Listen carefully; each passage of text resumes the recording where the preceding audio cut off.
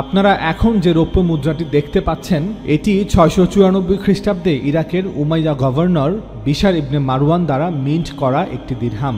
রৌপ্য মুদ্রাটির উল্টো পিঠে দেখা যাচ্ছে যে তিনজন দাড়িওয়ালা ব্যক্তি দাঁড়িয়ে আছেন এবং মাঝখানের ব্যক্তিটি মাথার দুপাশে কান বরাবর হাত তুলে নামাজের তাকবীর দেওয়ার ভঙ্গিতে সামনের দিকে তাকিয়ে আছেন।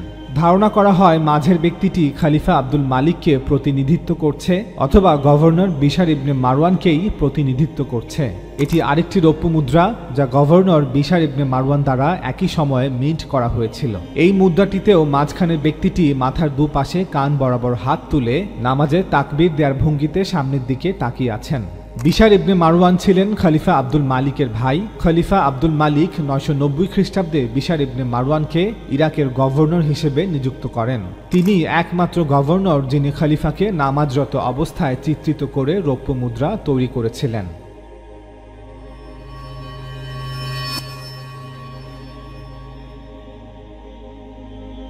আহলে কোরআনদের মধ্যে অনেকেই বলে থাকেন যে আমরা যেভাবে নামাজ পড়ে থাকি রাসূল সাল্লাল্লাহু আলাইহি ওয়াসাল্লাম এবং সাহাবারা নাকি সেইভাবে নামাজ পড়তেন না। তারা বলেন কোরআনের নামাজ এবং মুসলিম সমাজে প্রচলিত নামাজ নাকি এক নয়। তাদের মধ্যে কেউ কেউ এই দাবিও করেন যে রাসূল সাল্লাল্লাহু আলাইহি ওয়াসাল্লামের জামানায় নামাজ বা সালাত ছিল মূলত মাতৃভাষায় কোরআনের পাঠ চক্র, যা দিনে 5 বার অনুষ্ঠিত হতো। যে পাঠ চক্রে সব বয়সের সব শ্রেণী পেশার নারী পুরুষ সকলেই অংশ নিত। তারা আরও বলেন যে এই পাঠ চক্রে অংশ নিয়ে গভীর মনোযোগের সাথে বুঝে বুঝে কোরআন পড়া, শোনা এবং তা অক্ষরে অক্ষরে পালন করার মাধ্যমে রাসূল সাল্লাল্লাহু আলাইহি ওয়াসাল্লামের সাহাবারা প্রত্যেকেই জীবন্ত কোরআন হয়ে উঠতেন। এভাবে পরিবারে, সমাজে এবং রাষ্ট্রে কোরআন প্রতিষ্ঠা করেন। আর জীবনের প্রতিটা ক্ষেত্রে কোরআন কায়েম করার নামই আকিমুস সালাহ বা নামাজ প্রতিষ্ঠা। তাদের মতে পবিত্র কোরআনে সালাত শব্দটি দোয়া বা প্রার্থনা অর্থে ব্যবহৃত হলেও আল্লাহ তাআলা সালাত প্রতিষ্ঠা বলতে কোরআনের নিরবিচ্ছিন্ন অনুসরণকেই বুঝিয়েছেন।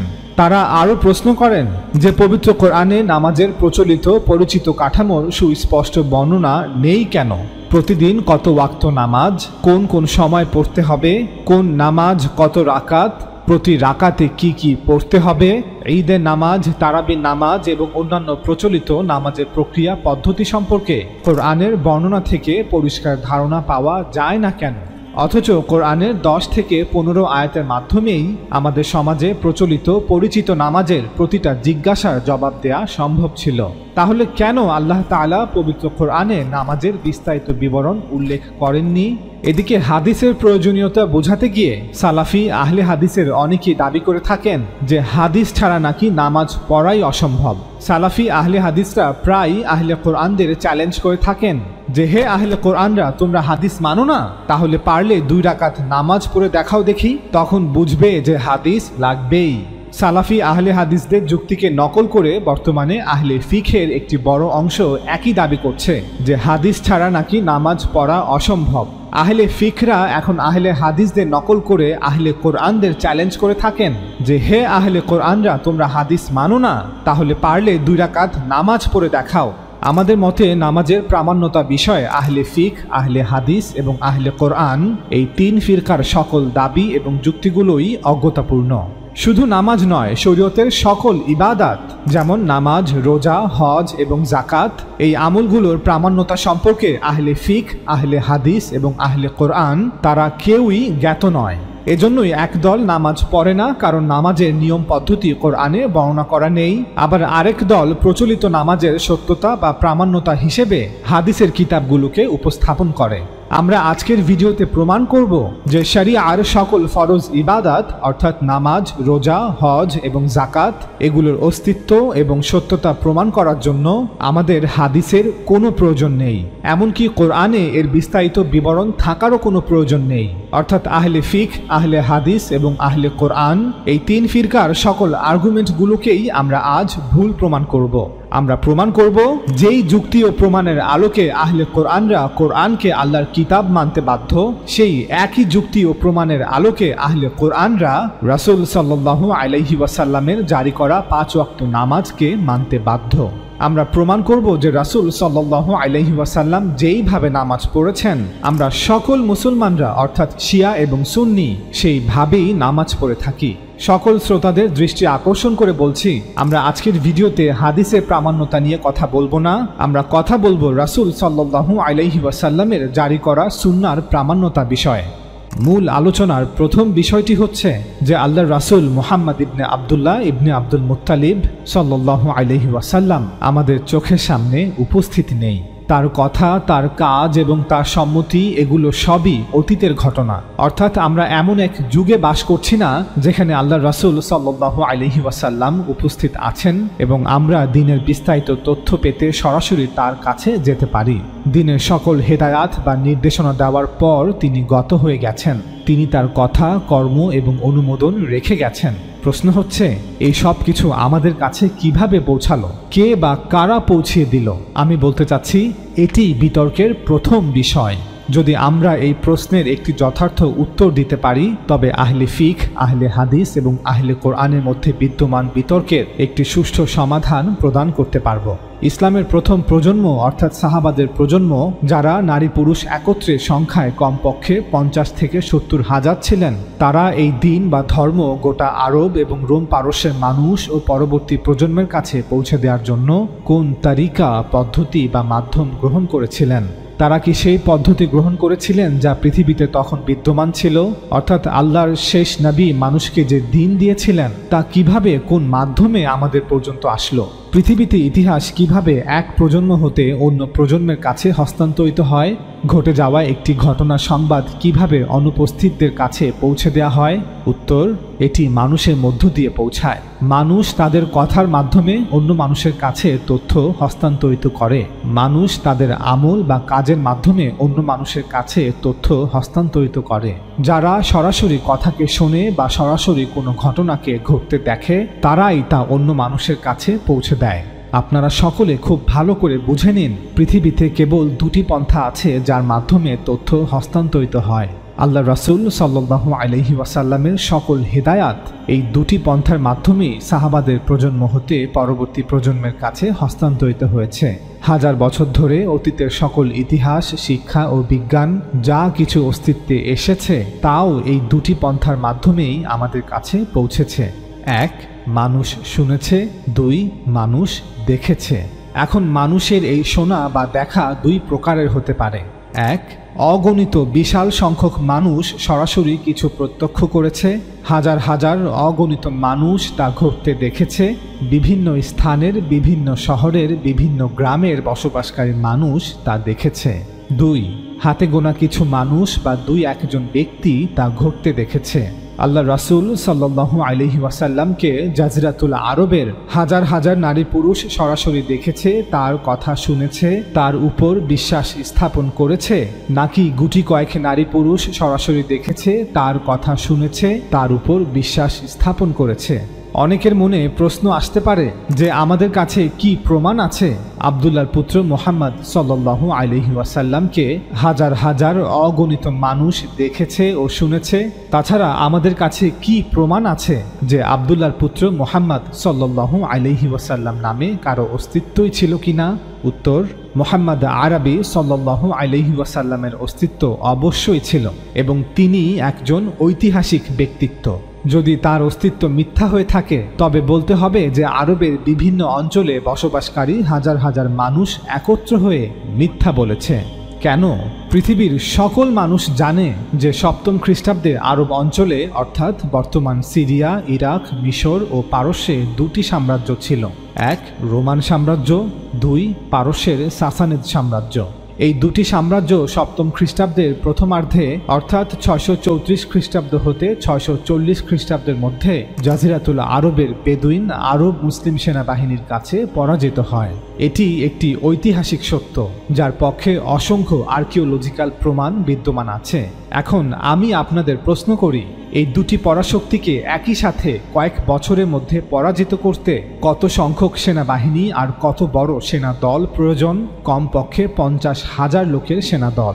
আপনাদের আরেকটি প্রশ্ন করি, যদি আরব মুসলমানদের প্রথম প্রজন্মে পুরুষের সংখ্যা কমপক্ষে 50,000 হয় তবে সেই মুসলিম সমাজে নারীদের সংখ্যা কত ছিল? উত্তর, কমপক্ষে আরও 50,000। শিশু কিশোরদের সংখ্যা না হয় বাদই দিলাম, সুতরাং আমরা কোনো কিতাব না ঘেঁটেই শুধুমাত্র ঐতিহাসিক বাস্তবতার আলোকে অকাট্যভাবে প্রমাণ করলাম যে আরব মুসলমানদের প্রথম প্রজন্মে নারী পুরুষের সংখ্যা ছিল কমপক্ষে 1 লক্ষ বা তার অধিক, যারা আরবের হিজাজ, নাজদ, নাজরান এবং ইয়েমান অঞ্চলে বসবাস করত, যাদের অধিকাংশই রাসূল সাল্লাল্লাহু আলাইহি ওয়াসাল্লামকে সরাসরি দেখেছে এবং শুনেছে, এবং যাদের একটি বড় অংশ রাসূল সাল্লাল্লাহু আলাইহি ওয়াসাল্লামের সাথে একই শহরে বসবাস করেছে, একই সাথে ইবাদত করেছে এবং একই সাথে যুদ্ধ করেছে, এবং তারাই পরবর্তী 10 বছরের মধ্যে একটি বিশাল সাম্রাজ্য প্রতিষ্ঠা করেছে, যার ব্যাপ্তি ছিল আলজেরিয়া, মিশর থেকে ইরান এবং শাম থেকে ইয়েমান।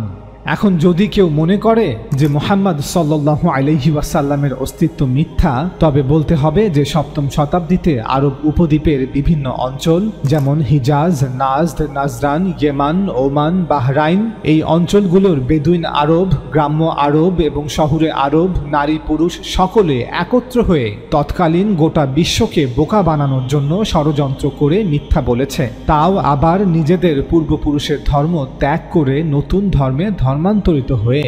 মিথ্যার উপর ভিত্তি করে পৃথিবীর সবকিছু সম্ভব হলেও মিথ্যাকে প্রতিষ্ঠিত করার জন্য কোনো জাতি তাদের পূর্বপুরুষের ধর্মকে ত্যাগ করে না। পৌত্তলিক সমাজের 1 লক্ষের অধিক মানুষ, যারা একে অপর থেকে হাজার হাজার মাইল দূরে বসবাস করে, কেউ শহরে তো কেউ গ্রামে তো কেউ বেদুইন, তারা তাদের ইতিহাস, ঐতিহ্য এবং ধর্ম ত্যাগ করে সকলে একত্র হয়ে কেন মিথ্যা বলবে? কোরাইশ বংশ, আব্দুল্লাহর পুত্র মুহাম্মদ, তার স্ত্রী খাদিজা, তার কন্যা ফাতিমা, তিনি মক্কা থেকে মদিনা হিজরত করেছেন, মক্কা জয় করেছেন, যার কাছে ফেরেশতা অবতীর্ণ হয়, যিনি আরবে একঈশ্বরবাদ প্রচার করেছেন, কোরআন শিক্ষা দিয়েছেন, আরব উপদ্বীপের সকল মানুষকে ইসলাম ধর্মে ধর্মান্তরিত করেছেন, সকলকে নিজ নিজ গোত্রের ঊর্ধ্বে উঠে এক হুকুমতের ছায়াতলে নিয়ে এসেছেন। তৎকালীন আরবের লক্ষাধিক মানুষ কেন এতগুলো মিথ্যা কথা বলবে? কেন একটি মিথ্যা চরিত্র রচনা করবে? কেন এত বড় একটি ষড়যন্ত্র করবে? কি উদ্দেশ্যে? তাদের কি মোটিভ? মনে রাখবেন, 2-1 জন মানুষ মিলে গোপনে ষড়যন্ত্র করা সম্ভব, 10-15 জন বা কয়েকশো মানুষ মিলেও হয়তো গোপনে ষড়যন্ত্র করা সম্ভব, কিন্তু লক্ষাধিক মানুষ, নারী পুরুষ, যারা এক একজন এক এক গোত্রের, এক এক ধর্মের, যারা একে অপর থেকে হাজার হাজার মাইল দূরে বসবাস করে, কেউ শহরে, কেউ গ্রামে, কেউ বেদুইন, তারা একত্র হয়ে এত বড় একটি ষড়যন্ত্র করবে, এটা অসম্ভব। তাছাড়া মুশরিকদের পাশাপাশি আরব উপদ্বীপের বিভিন্ন অঞ্চলে হাজার হাজার ইহুদি, খ্রিস্টান এবং জরোআস্ট্রিয়ানরাও বসবাস করত। তারাও কি এই ষড়যন্ত্রের অংশ ছিল? না। যদি কেউ মনে করে যে ইসলাম এবং মুহাম্মদ সাল্লাল্লাহু আলাইহি ওয়াসাল্লাম এই সব কিছুই আরবের বিভিন্ন ধর্মের মানুষের দ্বারা তৈরি করা একটি ষড়যন্ত্র, তবে বলতেই হবে আল্লাহ যেন তাকে সুস্থতা দান করেন। অন্যথায় এ ধরনের অসুস্থ মানুষগুলো হয়তো বলবে যে 559 খ্রিস্টপূর্বাব্দে জন্ম নেয়া পারস্যের বিখ্যাত রাজা সাইরাস বা জুলকারনাইন, তিনি ছিলেন পারস্যের আখামেনিদ সাম্রাজ্য এবং এর অধিবাসীদের বানানো একটি চরিত্র। এমনকি রাজা সাইরাসের অস্তিত্ব প্রমাণ করার জন্য আমাদের কাছে যে সকল আর্কিওলজিক্যাল এভিডেন্স আছে, যেমন সাইরাস সিলিন্ডার, তার প্রাসাদ এবং তার কবর, এগুলো সবই তৎকালীন পারস্যের আখামেনিদ সাম্রাজ্য এবং এর অধিবাসীদের তৈরি করে রাখা ছিল, যাতে পরবর্তী প্রজন্মের মানুষদের বোকা বানানো যায়, যাতে হাজার হাজার বছর পর জন্ম নেওয়া মানুষরা মনে করে যে এই সিলিন্ডারে লেখা সাইরাস নামটি আসলেই কোনো বাস্তব রাজার নাম, যিনি অতীতে পারস্য সাম্রাজ্যকে শাসন করেছেন। এই অসুস্থ মানুষগুলো হয়তো একইভাবে আরও বলবে যে 550 খ্রিস্টপূর্বাব্দে জন্ম নেয়া চীনের বিখ্যাত দার্শনিক কনফিউশাস ছিলেন প্রাচীন চীনের রাজবংশগুলোর বানানো একটি চরিত্র। অথবা এই অসুস্থ মানুষগুলো হয়তো বলবে 500 খ্রিস্টপূর্বাব্দে জন্ম নেয়া ভারতের বিখ্যাত সাধু গৌতম বুদ্ধ ছিলেন প্রাচীন ভারতের মৌর্য সাম্রাজ্যের বানানো একটি চরিত্র। অথবা হয়তো এই অসুস্থ মানুষগুলো বলবে যীশুখ্রিস্ট বা ঈসা আলাইহিস সালাম ছিলেন প্রাচীন রোম সাম্রাজ্যের বানানো একটি চরিত্র এবং খ্রিস্টান ধর্ম তাদেরই তৈরিকৃত। এত যুক্তি এবং ঐতিহাসিক বাস্তবতা উপস্থাপন করার পরও যদি কারো সন্দেহ দূর না হয়, তবে তারা এই ভিডিওটি দেখতে পারেন, যেখানে একাধিক আর্কিওলজিক্যাল প্রমাণসহ বিস্তারিত আলোচনা করা হয়েছে যে আল্লাহর রাসূল সাল্লাল্লাহু আলাইহি ওয়াসাল্লাম একজন ঐতিহাসিক চরিত্র যার অস্তিত্ব বাস্তব। লিংক নিচে দেয়া থাকবে। সুতরাং আমরা স্পষ্টভাবে বলছি যে ইসলামের মূল ভিত্তি, মূল শিক্ষা, মূল বিধানগুলো কোনো গুপ্ত বিষয় ছিল না। রাসূল সাল্লাল্লাহু আলাইহি ওয়াসাল্লাম মদিনার সকল নারী পুরুষের জামাতের সাথে মসজিদে প্রকাশ্যে সালাত আদায় করতেন। সালাতের মধ্যে উচ্চস্বরে কোরআন পাঠ করতেন। সকলের সাথে প্রকাশ্যে রোজা রাখতেন, সেহরি ও ইফতারি করতেন। সকলের সাথে হজ আদায় করেছিলেন। সকলের সাথে ঈদ উদযাপন করতেন। সকলের সাথে মৃত ব্যক্তির জন্য জানাজার সালাত আদায় করতেন। সবার সাথে মিলে মৃত ব্যক্তিকে কবরস্থ করতেন। সবার সামনে বিয়ে পড়াতেন বা বিয়ের সাক্ষী থাকতেন। যেহেতু নামাজে কোরআন পাঠ করা বাধ্যতামূলক, তাই রাসূল সাল্লাল্লাহু আলাইহি ওয়াসাল্লামের মতো সকলেই কোরআন মুখস্থ করত। ইমাম শাফি প্রথম ব্যক্তি যিনি তার কিতাব আর রিসালাতে এই বিষয়টিকে অত্যন্ত নিখুঁতভাবে তুলে ধরেছেন।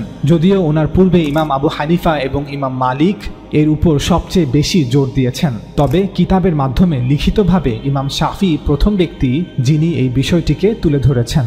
ইমাম শাফি বলেন, 5 ওয়াক্ত নামাজ, রমজান মাসের রোজা, হজ, জাকাত, একইভাবে জানা যে সুদ, জিনা, হত্যা, চুরি, মদ্যপানকে আল্লাহ তাআলা হারাম করেছেন, এগুলো এমন ইলম বা জ্ঞান যা আল্লাহর কিতাবে নাস হিসেবে অর্থাৎ কোরআনে স্পষ্ট আয়াত রূপে বিদ্যমান আছে, এবং এই ইলম বা জ্ঞান আহলে ইসলামের কাছে অর্থাৎ সকল মুসলমানদের কাছেই আমভাবে বা সাধারণভাবে সর্বজনীনভাবে বিদ্যমান রয়েছে। তিনি বলেন, কুল্লুহু মিনাল ইলম মাওজুদান নাসসান ফি কিতাবিল্লাহ ওয়া মাওজুদান আম্মান ইনদা আহলিল ইসলাম। অর্থাৎ এগুলো এমন জ্ঞান নয় যা হাতে গোনা কিছু আলেমরাই জানে বা হাতে গোনা কিছু হাদিস বর্ণনাকারী রাবিরাই জানে, না, বরং সকল মুসলমানরাই জানে, সকল আহলে ইসলামরাই জানে। এই জ্ঞান লাভের জন্য কোনো রাবির হাদিস বর্ণনা করার কোনো প্রয়োজন নেই। এই জ্ঞান পুরো উম্মার কাছে আছে, ইনদা আহলিল ইসলাম। ইমাম শাফি এখানে আহলুল ইলম না বলে আহলিল ইসলাম বলেছেন, অর্থাৎ সকল মুসলমানের কাছে সাধারণভাবে আছে। সকল মুসলমান এই ইলম সম্পর্কে জ্ঞাত। ইমাম শাফি এরপর বলেন, ইয়ানকুলুহু আওয়ামুহুম আন মান মাদামান আওয়ামিহিম। এই জ্ঞান আহলে ইসলামের আওয়ামরা অর্থাৎ সাধারণ মুসলমানরা তাদের গত হয়ে যাওয়া আওয়ামদের অর্থাৎ সাধারণ মুসলমানদের নিকট হতে বহন করে বা স্থানান্তর করে, এবং এমনটা করা হয় রাসূল সাল্লাল্লাহু আলাইহি ওয়াসাল্লামের সাথে সম্পর্কযুক্ত করে। অর্থাৎ এগুলো রাসূলের শিক্ষা বা আমল যা তার সময় থেকে এভাবেই হাজার হাজার আওয়ামরা প্রকাশ্যে একসাথে পালন করে আসছে। আওয়ামরা প্রকাশ্যে মসজিদ তৈরি করেছে, আওয়ামরা প্রকাশ্যে একসাথে নামাজ আদায় করেছে। এভাবে প্রথম প্রজন্মের আওয়ামরা দ্বিতীয় প্রজন্মের আওয়ামদের কাছে এই জ্ঞান ও আমলগুলো হস্তান্তর করেছে। ইমাম শাফি এরপর বলেন, এবং রাসূল সাল্লাল্লাহু আলাইহি ওয়াসাল্লামের সাথে এই সম্পর্কের বিষয়ে আওয়ামরা কোনো মত পার্থক্য করে না, এবং এর অবশ্য করণীয় হওয়ার বিষয়েও কোনো মত পার্থক্য করে না। অর্থাৎ মুসলমানদের মধ্যে এমন কেউ নেই যে এই জ্ঞানকে এবং এই আমলগুলোকে অস্বীকার করে। এই আমলগুলো রাসূল সাল্লাল্লাহু আলাইহি ওয়াসাল্লামের কিনা এটা জানার জন্য কোনো রাবির বর্ণিত হাদিসেরও প্রয়োজন হয় না। সকল মুসলমান জানে কিভাবে নামাজ আদায় করতে হয়, কখন রোজা কিভাবে রাখতে হয়, হজ কিভাবে পালন করতে হয়, এবং জাকাত কিভাবে আদায় করতে হয়। সকল আওয়াম বা মুসলমানরাই জানে যে সুদ, জিনা, হত্যা, চুরি, মদ্যপানকে আল্লাহ তাআলা হারাম করেছেন। ইমাম শাফির সময়কার কোনো মুসলমান এমনটা বলে না যে এগুলো রাসূলের শিক্ষা নয় বা এগুলো রাসূলের আমল নয়। ইমাম শাফি উপরে বর্ণিত এই বাধ্যতামূলক বা অবশ্য করণীয় আমলগুলোকে তার ভাষায় ইলমুল আম্মা বলে অভিহিত করেছেন। ইলমুল আম্মা শব্দের অর্থ হচ্ছে এমন ইলম যা সকলের কাছে আমভাবে আছে, অর্থাৎ এমন জ্ঞান যা সাধারণভাবে সকল মুসলমানের কাছে আছে। অন্যভাবে বললে হাজার হাজার লক্ষ লক্ষ মুসলমানের একটি বিশাল সংখ্যা যারা কোনো বিষয়ের প্রত্যক্ষ সাক্ষী। সপ্তম শতাব্দীর হাজার হাজার আরব মুসলমান জাজিরাতুল আরব থেকে বেরিয়ে আরব বিশ্বকে জয় করে সকল মানুষের সামনে ঘোষণা করেছে যে একজন ব্যক্তির জন্ম হয়েছিল যে বলেছিল, আমি আল্লাহর রাসূল, যিনি আমাদের কোরআন পাঠ করে শুনিয়েছেন এবং আমরাও তার মতো করে কোরআন মুখস্থ করেছি। তিনি আমাদের সাথে নিয়ে মসজিদে নামাজ পড়েছেন, আমরাও তার সাথে নামাজ পড়েছি। পরবর্তী কয়েক দশকে এই হাজার হাজার আরব মুসলমানদের বার্তাকে লক্ষ লক্ষ মানুষ গ্রহণ করেছে। তারাও যার যার মেধা অনুযায়ী কোরআনকে মুখস্থ করেছে। তারাও মসজিদে গিয়ে পুরনোদের সাথে এক কাতারে দাঁড়িয়ে নামাজ আদায় করেছে। কাগজের আবিষ্কার এবং পরবর্তীতে ছাপাখানা এবং ইন্টারনেট আসার পূর্বে মানুষই মানুষ হতে তথ্য আদান প্রদান করত। যদিও এখনও কাগজ আবিষ্কারের পর ছাপাখানা বা ইন্টারনেট আসার পরও মানুষই মানুষ হতে তথ্য আদান প্রদান করে থাকে। আমরা স্বীকার করছি যে পূর্বেকার সময়ে একজন থেকে একজন শুনে শুনে তথ্য আদান প্রদান করলে অবশ্যই ভুল হতো, অনেকে মিথ্যাও সংমিশ্রণ করত। কিন্তু যখন মানুষের একটি বিশাল জনতা, একটি সম্পূর্ণ দল, একটি সম্পূর্ণ সম্প্রদায় কোনো কিছুর প্রত্যক্ষ সাক্ষী হয়ে তা অনুপস্থিতদের কাছে পৌঁছে দিত, তখন এটি অসত্য হওয়ার সম্ভাবনা থেকে স্বাধীন হয়ে যায়। আর এটিকেই ইমাম শাফি তার ভাষায় ইলমুল আম্মা বলেছেন। অর্থাৎ যখন কোনো ব্যক্তি বলবে যে আমি অমুক থেকে শুনেছি এবং সেই অমুক বলেছেন তিনি আরেকজন অমুক থেকে শুনেছেন যিনি এখন মৃত, অতঃপর সেই মৃত অমুক জীবিত থাকাকালীন বলেছিলেন যে তিনি নাকি অন্য একজন অমুক থেকে শুনেছেন যিনি আরো আগে মৃত্যুবরণ করেছেন, যে অমুক সাহাবী বলেছেন আল্লাহর রাসূল এই কথা বলেছেন, তখন একটি সম্ভাবনা থাকে যে এখানে ইচ্ছায় বা অনিচ্ছায় ভুল থাকতে পারে। কিন্তু যখন প্রায় 1 লক্ষ আরব মুসলমান একসাথে বলবে যে এই হচ্ছে কোরআন যা আমরা মুখস্থ করেছি, যা আমরা প্রতিদিন 5 ওয়াক্ত নামাজে উচ্চ স্বরে স্মৃতি থেকে পড়ে থাকি এবং যা আমাদের কাছে পৌঁছে দিয়েছেন আব্দুল্লাহর পুত্র মুহাম্মদ সাল্লাল্লাহু আলাইহি ওয়াসাল্লাম, যিনি ছিলেন একজন রাসূল, যিনি আমাদের প্রতি বছর রমজান মাসে রোজা রাখতে বলেছেন, যিনি আমাদের হজ পালনের শিক্ষা দিয়েছেন, যিনি আমাদের যাকাত আদায় করতে বলেছেন, যিনি আমাদের মদ পান করতে, শূকরের মাংস গ্রহণ করতে, ব্যভিচারে লিপ্ত হতে, সুদের সম্পদ গ্রহণ করতে, চুরি ডাকাতি হত্যা করতে নিষেধ করেছেন, তখন এত বিপুল সংখ্যক মানুষের সাক্ষ্য ভুল হওয়া অসম্ভব।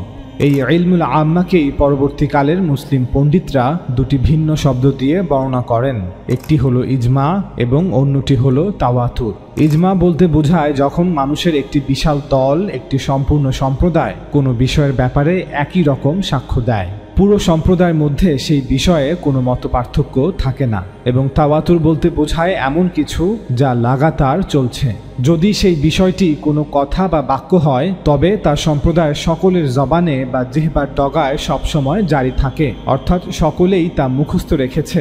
এবং যদি এটি কোনো আমল হয় তবে তার সম্প্রদায়ের সকলে তা আমল হিসেবে জারি রেখেছে বা আমল হিসেবে পালন করছে, অর্থাৎ পুরো সমাজের সকলে তা বলছে এবং করছে। উদাহরণস্বরূপ, যেহেতু সাহাবাদের প্রজন্ম যারা নারী পুরুষ মিলিয়ে সংখ্যায় প্রায় 1 লক্ষ, তারা সকলে যে যার মতো প্রত্যেকের মেধা অনুযায়ী কোরআনকে মুখস্থ করেছেন, প্রতিদিন 5 ওয়াক্ত নামাজে একা কোরআন পাঠ করেছেন অথবা মসজিদে গিয়ে সম্মিলিতভাবে কোরআন পাঠ শুনেছেন এবং তারা তাদের সন্তানদেরকেও কোরআন মুখস্থ করিয়েছেন। ফলে কোরআনের বিষয়ে সকল সাহাবাদের ইজমা ছিল, অর্থাৎ পুরো একটি সমাজের সকলেই তাদের নিজ নিজ সক্ষমতা অনুযায়ী কোরআনকে মুখস্থ করেছেন। কেউ 10টি সূরা মুখস্থ করেছেন, তো কেউ 20টি সূরা, আবার কেউ 50টি সূরা, কেউ পুরো কোরআন মুখস্থ করেছেন। প্রতিদিন জামাতে সম্মিলিত 5 ওয়াক্ত নামাজে 3 ওয়াক্ত অর্থাৎ ফজর, মাগরিব এবং এশা নামাজে প্রতিটি মসজিদের ইমামরা উচ্চস্বরে কোরআন পাঠ করেছেন। ওমর রাদিয়াল্লাহু তাআলা আনহু-এর খেলাফতের সময় হতে প্রতি বছর রমজান মাসে তারাবির নামাজে প্রতিটি মসজিদের ইমামরা উচ্চস্বরে পুরো কোরআন পাঠ করেছেন। ফলে কোরআন ছিল একটি জীবন্ত কিতাব যা সবার স্মৃতিতে মুখস্থ ছিল। ইমাম ভুল করলেই অন্যরা তা ধরিয়ে দিতেন। সেই সমাজে কোরআন এমন ছিল যে কোরআনের ছাত্রের সংখ্যার ন্যায় কোরআনের শিক্ষকের সংখ্যাও হাজার হাজার। ফলে কেউ ভুল করলেই অন্যরা তা ধরিয়ে দিতে পারত। আর নামাজ তো ছিলই, যেখানে সমাজের বিভিন্ন শ্রেণীর মানুষ প্রতিদিন একত্র হয়ে কোরআন পাঠ শুনত। এই সব কিছুর কারণেই কোরআন হয়ে ওঠে এক নির্ভুল জীবন্ত কিতাব। একইভাবে যেহেতু সাহাবাদের প্রজন্ম যারা নারী পুরুষ মিলিয়ে সংখ্যায় প্রায় 1 লক্ষ, তারা সকলে প্রতিদিন 5 ওয়াক্ত নামাজ একা অথবা নিজ নিজ এলাকার মসজিদে গিয়ে সম্মিলিতভাবে আদায় করেছেন এবং তারা তাদের সন্তানদেরকেও নামাজের শিক্ষা দিয়েছেন। ফলে নামাজের বিষয়ে সকল সাহাবাদের ইজমা বা ঐক্যমত ছিল। ইমাম ভুল করলেই অন্যরা তা ধরিয়ে দিতেন। এই সব কিছুর কারণেই সেই সমাজে নামাজ ছিল এক জীবন্ত প্রকাশ্য নির্ভুল আমল। আলী রাদিয়াল্লাহু তাআলা আনহুর খিলাফতের জামানায় মুসলমানরা 4টি দলে বিভক্ত হয়ে পড়ে। এক দল শিয়াতু আলী, আরেক দল শিয়াতু মুয়াবিয়া, আরেক দল খাওয়ারিজ এবং আরেক দল যারা এই 3 দলের কোনোটিরই অন্তর্ভুক্ত ছিলেন না। মুসলমানরা রাজনৈতিকভাবে বিভিন্ন অংশে বিভক্ত হয়ে পড়লেও নামাজ নিয়ে তাদের মধ্যে কোনো মতপার্থক্য ছিল না। পরবর্তীতে হুসাইন রাদিয়াল্লাহু তাআলা আনহুর শাহাদাতের পর পুরো মুসলিম উম্মাহ শিয়া এবং সুন্নি এই দুটি ভিন্ন ভিন্ন দলে বিভক্ত হলেও নামাজ নিয়ে তাদের মধ্যে কোনো মতপার্থক্য ছিল না। অর্থাৎ নামাজের ওয়াক্ত, নামাজের রাকাত এবং নামাজের ফরজ বিধান, যেমন কিবলামুখী হয়ে দণ্ডায়মান হওয়া, তাকবীর দেয়া, সূরা ফাতিহা পাঠ করা, এরপর কোরআন থেকে আরও কিছু পাঠ করা, রুকু করা, সিজদা করা, বসে তাশাহুদ পাঠ করা, দুরুদ পাঠ করা এবং সালাম বলে নামাজ শেষ করা। নামাজের এই মৌলিক বিধানগুলোর বিষয়ে শিয়া মুসলিম অথবা সুন্নি মুসলিম তাদের মধ্যে এখন পর্যন্ত কোনো মতপার্থক্য হয়নি। কেউ হয়তো প্রশ্ন করতে পারে যে শিয়ারা তো সুন্নিদের মতো 5 ওয়াক্ত নামাজ আদায় করে না, তারা মাত্র 3 ওয়াক্ত নামাজ পড়ে। এর উত্তরে আমরা বলবো শিয়ারা 5 ওয়াক্ত নামাজই পড়ে, তবে তাদের মতে যেহেতু জোহর এবং আসর একত্রে পড়ার অনুমোদন আছে এবং মাগরিব ও এশা একত্রে পড়ার অনুমোদন আছে, তাই তারা 5 ওয়াক্ত নামাজকে 3 ওয়াক্তে আদায় করে থাকে। তবে সুন্নিদের মতে বিশেষ কোনো কারণ ব্যতীত এমনটা করা উচিত নয়। সুতরাং শিয়ারা 3 ওয়াক্ত নয় বরং 5 ওয়াক্ত নামাজই আদায় করে থাকে, তবে জোহর আসর একত্রে এবং মাগরিব এশা একত্রে আদায় করে। 978 খ্রিস্টাব্দে আন্দালুসে জন্ম নেয়া বিখ্যাত মালিকি উসুলি আলেম ইবনে আব্দুল বার তার কিতাব জামে বায়ান আল ইলম ওয়া ফাদলিহিতে লিখেন, দিনের ইলম বা জ্ঞানের 2টি উসুল বা মূলনীতি আছে। 1 আল্লাহর কিতাব কোরআন, 2 রাসূলের সুন্নাহ। এরপর ইবনে আব্দুল বার লিখেন, সুন্নাহ 2 ভাগে বিভক্ত। একটি হলো সেই সুন্নাহ যা পুরো উম্মাহ হতে বহন করে বা হস্তান্তর করে, তানকিলুহু আল কাফাতু আনিল কাফা, পুরো উম্মাহ হতে বহন করে বা হস্তান্তর করে। অর্থাৎ এই সুন্নাহ উম্মতের পরবর্তী প্রজন্মের সকলে তার পূর্ববর্তী প্রজন্মের সকল হতে গ্রহণ করে বা উম্মতের পূর্ববর্তী প্রজন্মের সকলে তার পরবর্তী প্রজন্মের সকলের কাছে হস্তান্তরিত করে। তিনি লিখেন, এই সুন্নাহর কিছু উদাহরণ হচ্ছে, যেমন নামাজ কিভাবে পড়তে হয়, রোজা কিভাবে রাখতে হয়, হজ কিভাবে করতে হয়, যাকাত কিভাবে আদায় করতে হয়, এতেকাফ কিভাবে পালন করতে হয়, ইত্যাদি ইত্যাদি। এরপর ইবনে আব্দুল বার লিখেন, এই সুন্নাহ প্রমাণ হিসেবে স্পষ্ট এবং এতে কোনো মতপার্থক্য থাকে না। অর্থাৎ মুসলিম উম্মার সকলে একইভাবে আমল করে আসছে, হোক তারা বিভিন্ন ফিরকা এবং মাযহাবের, যেমন শিয়া, সুন্নি, খারেজি অথবা হানাফি, মালিকি, শাফি, হাম্বলি এবং মুতাজিলা। এরপর ইবনে আব্দুল বার লিখেন, যে ব্যক্তি পুরো উম্মার এই ইজমাকে বা ঐক্যমতকে প্রত্যাখ্যান করল, সে যেন আল্লাহর আয়াত থেকে কোনো আয়াতকে প্রত্যাখ্যান করল। অর্থাৎ কোরআন যেভাবে ইজমা ও তাওয়াতুরের মাধ্যমে উম্মাহ থেকে উম্মাহ পেয়েছে, ঠিক একইভাবে এই সুন্নাহগুলো ইজমা ও তাওয়াতুরের মাধ্যমে পুরো উম্মাহ থেকে পুরো উম্মাহ পেয়েছে। শুধু পার্থক্য হলো কোরআন হচ্ছে কথা আর সুন্নাহগুলো হচ্ছে আমল। কোরআন পুরো উম্মাহ মুখস্থ করেছে আর সুন্নাহগুলো পুরো উম্মাহ আমল করেছে। এরপর ইবনে আব্দুল বার লিখেন, সুন্নাতের দ্বিতীয় প্রকার হচ্ছে যা আমরা আখবারে আহাদ হতে পেয়েছি, অর্থাৎ যেগুলো বিভিন্ন ব্যক্তি ইসনাদের মাধ্যমে বর্ণনা করেছে, একজন অন্যজন হতে শুনে শুনে বর্ণনা করেছে, যেগুলোকে আমরা হাদিস বলে থাকি।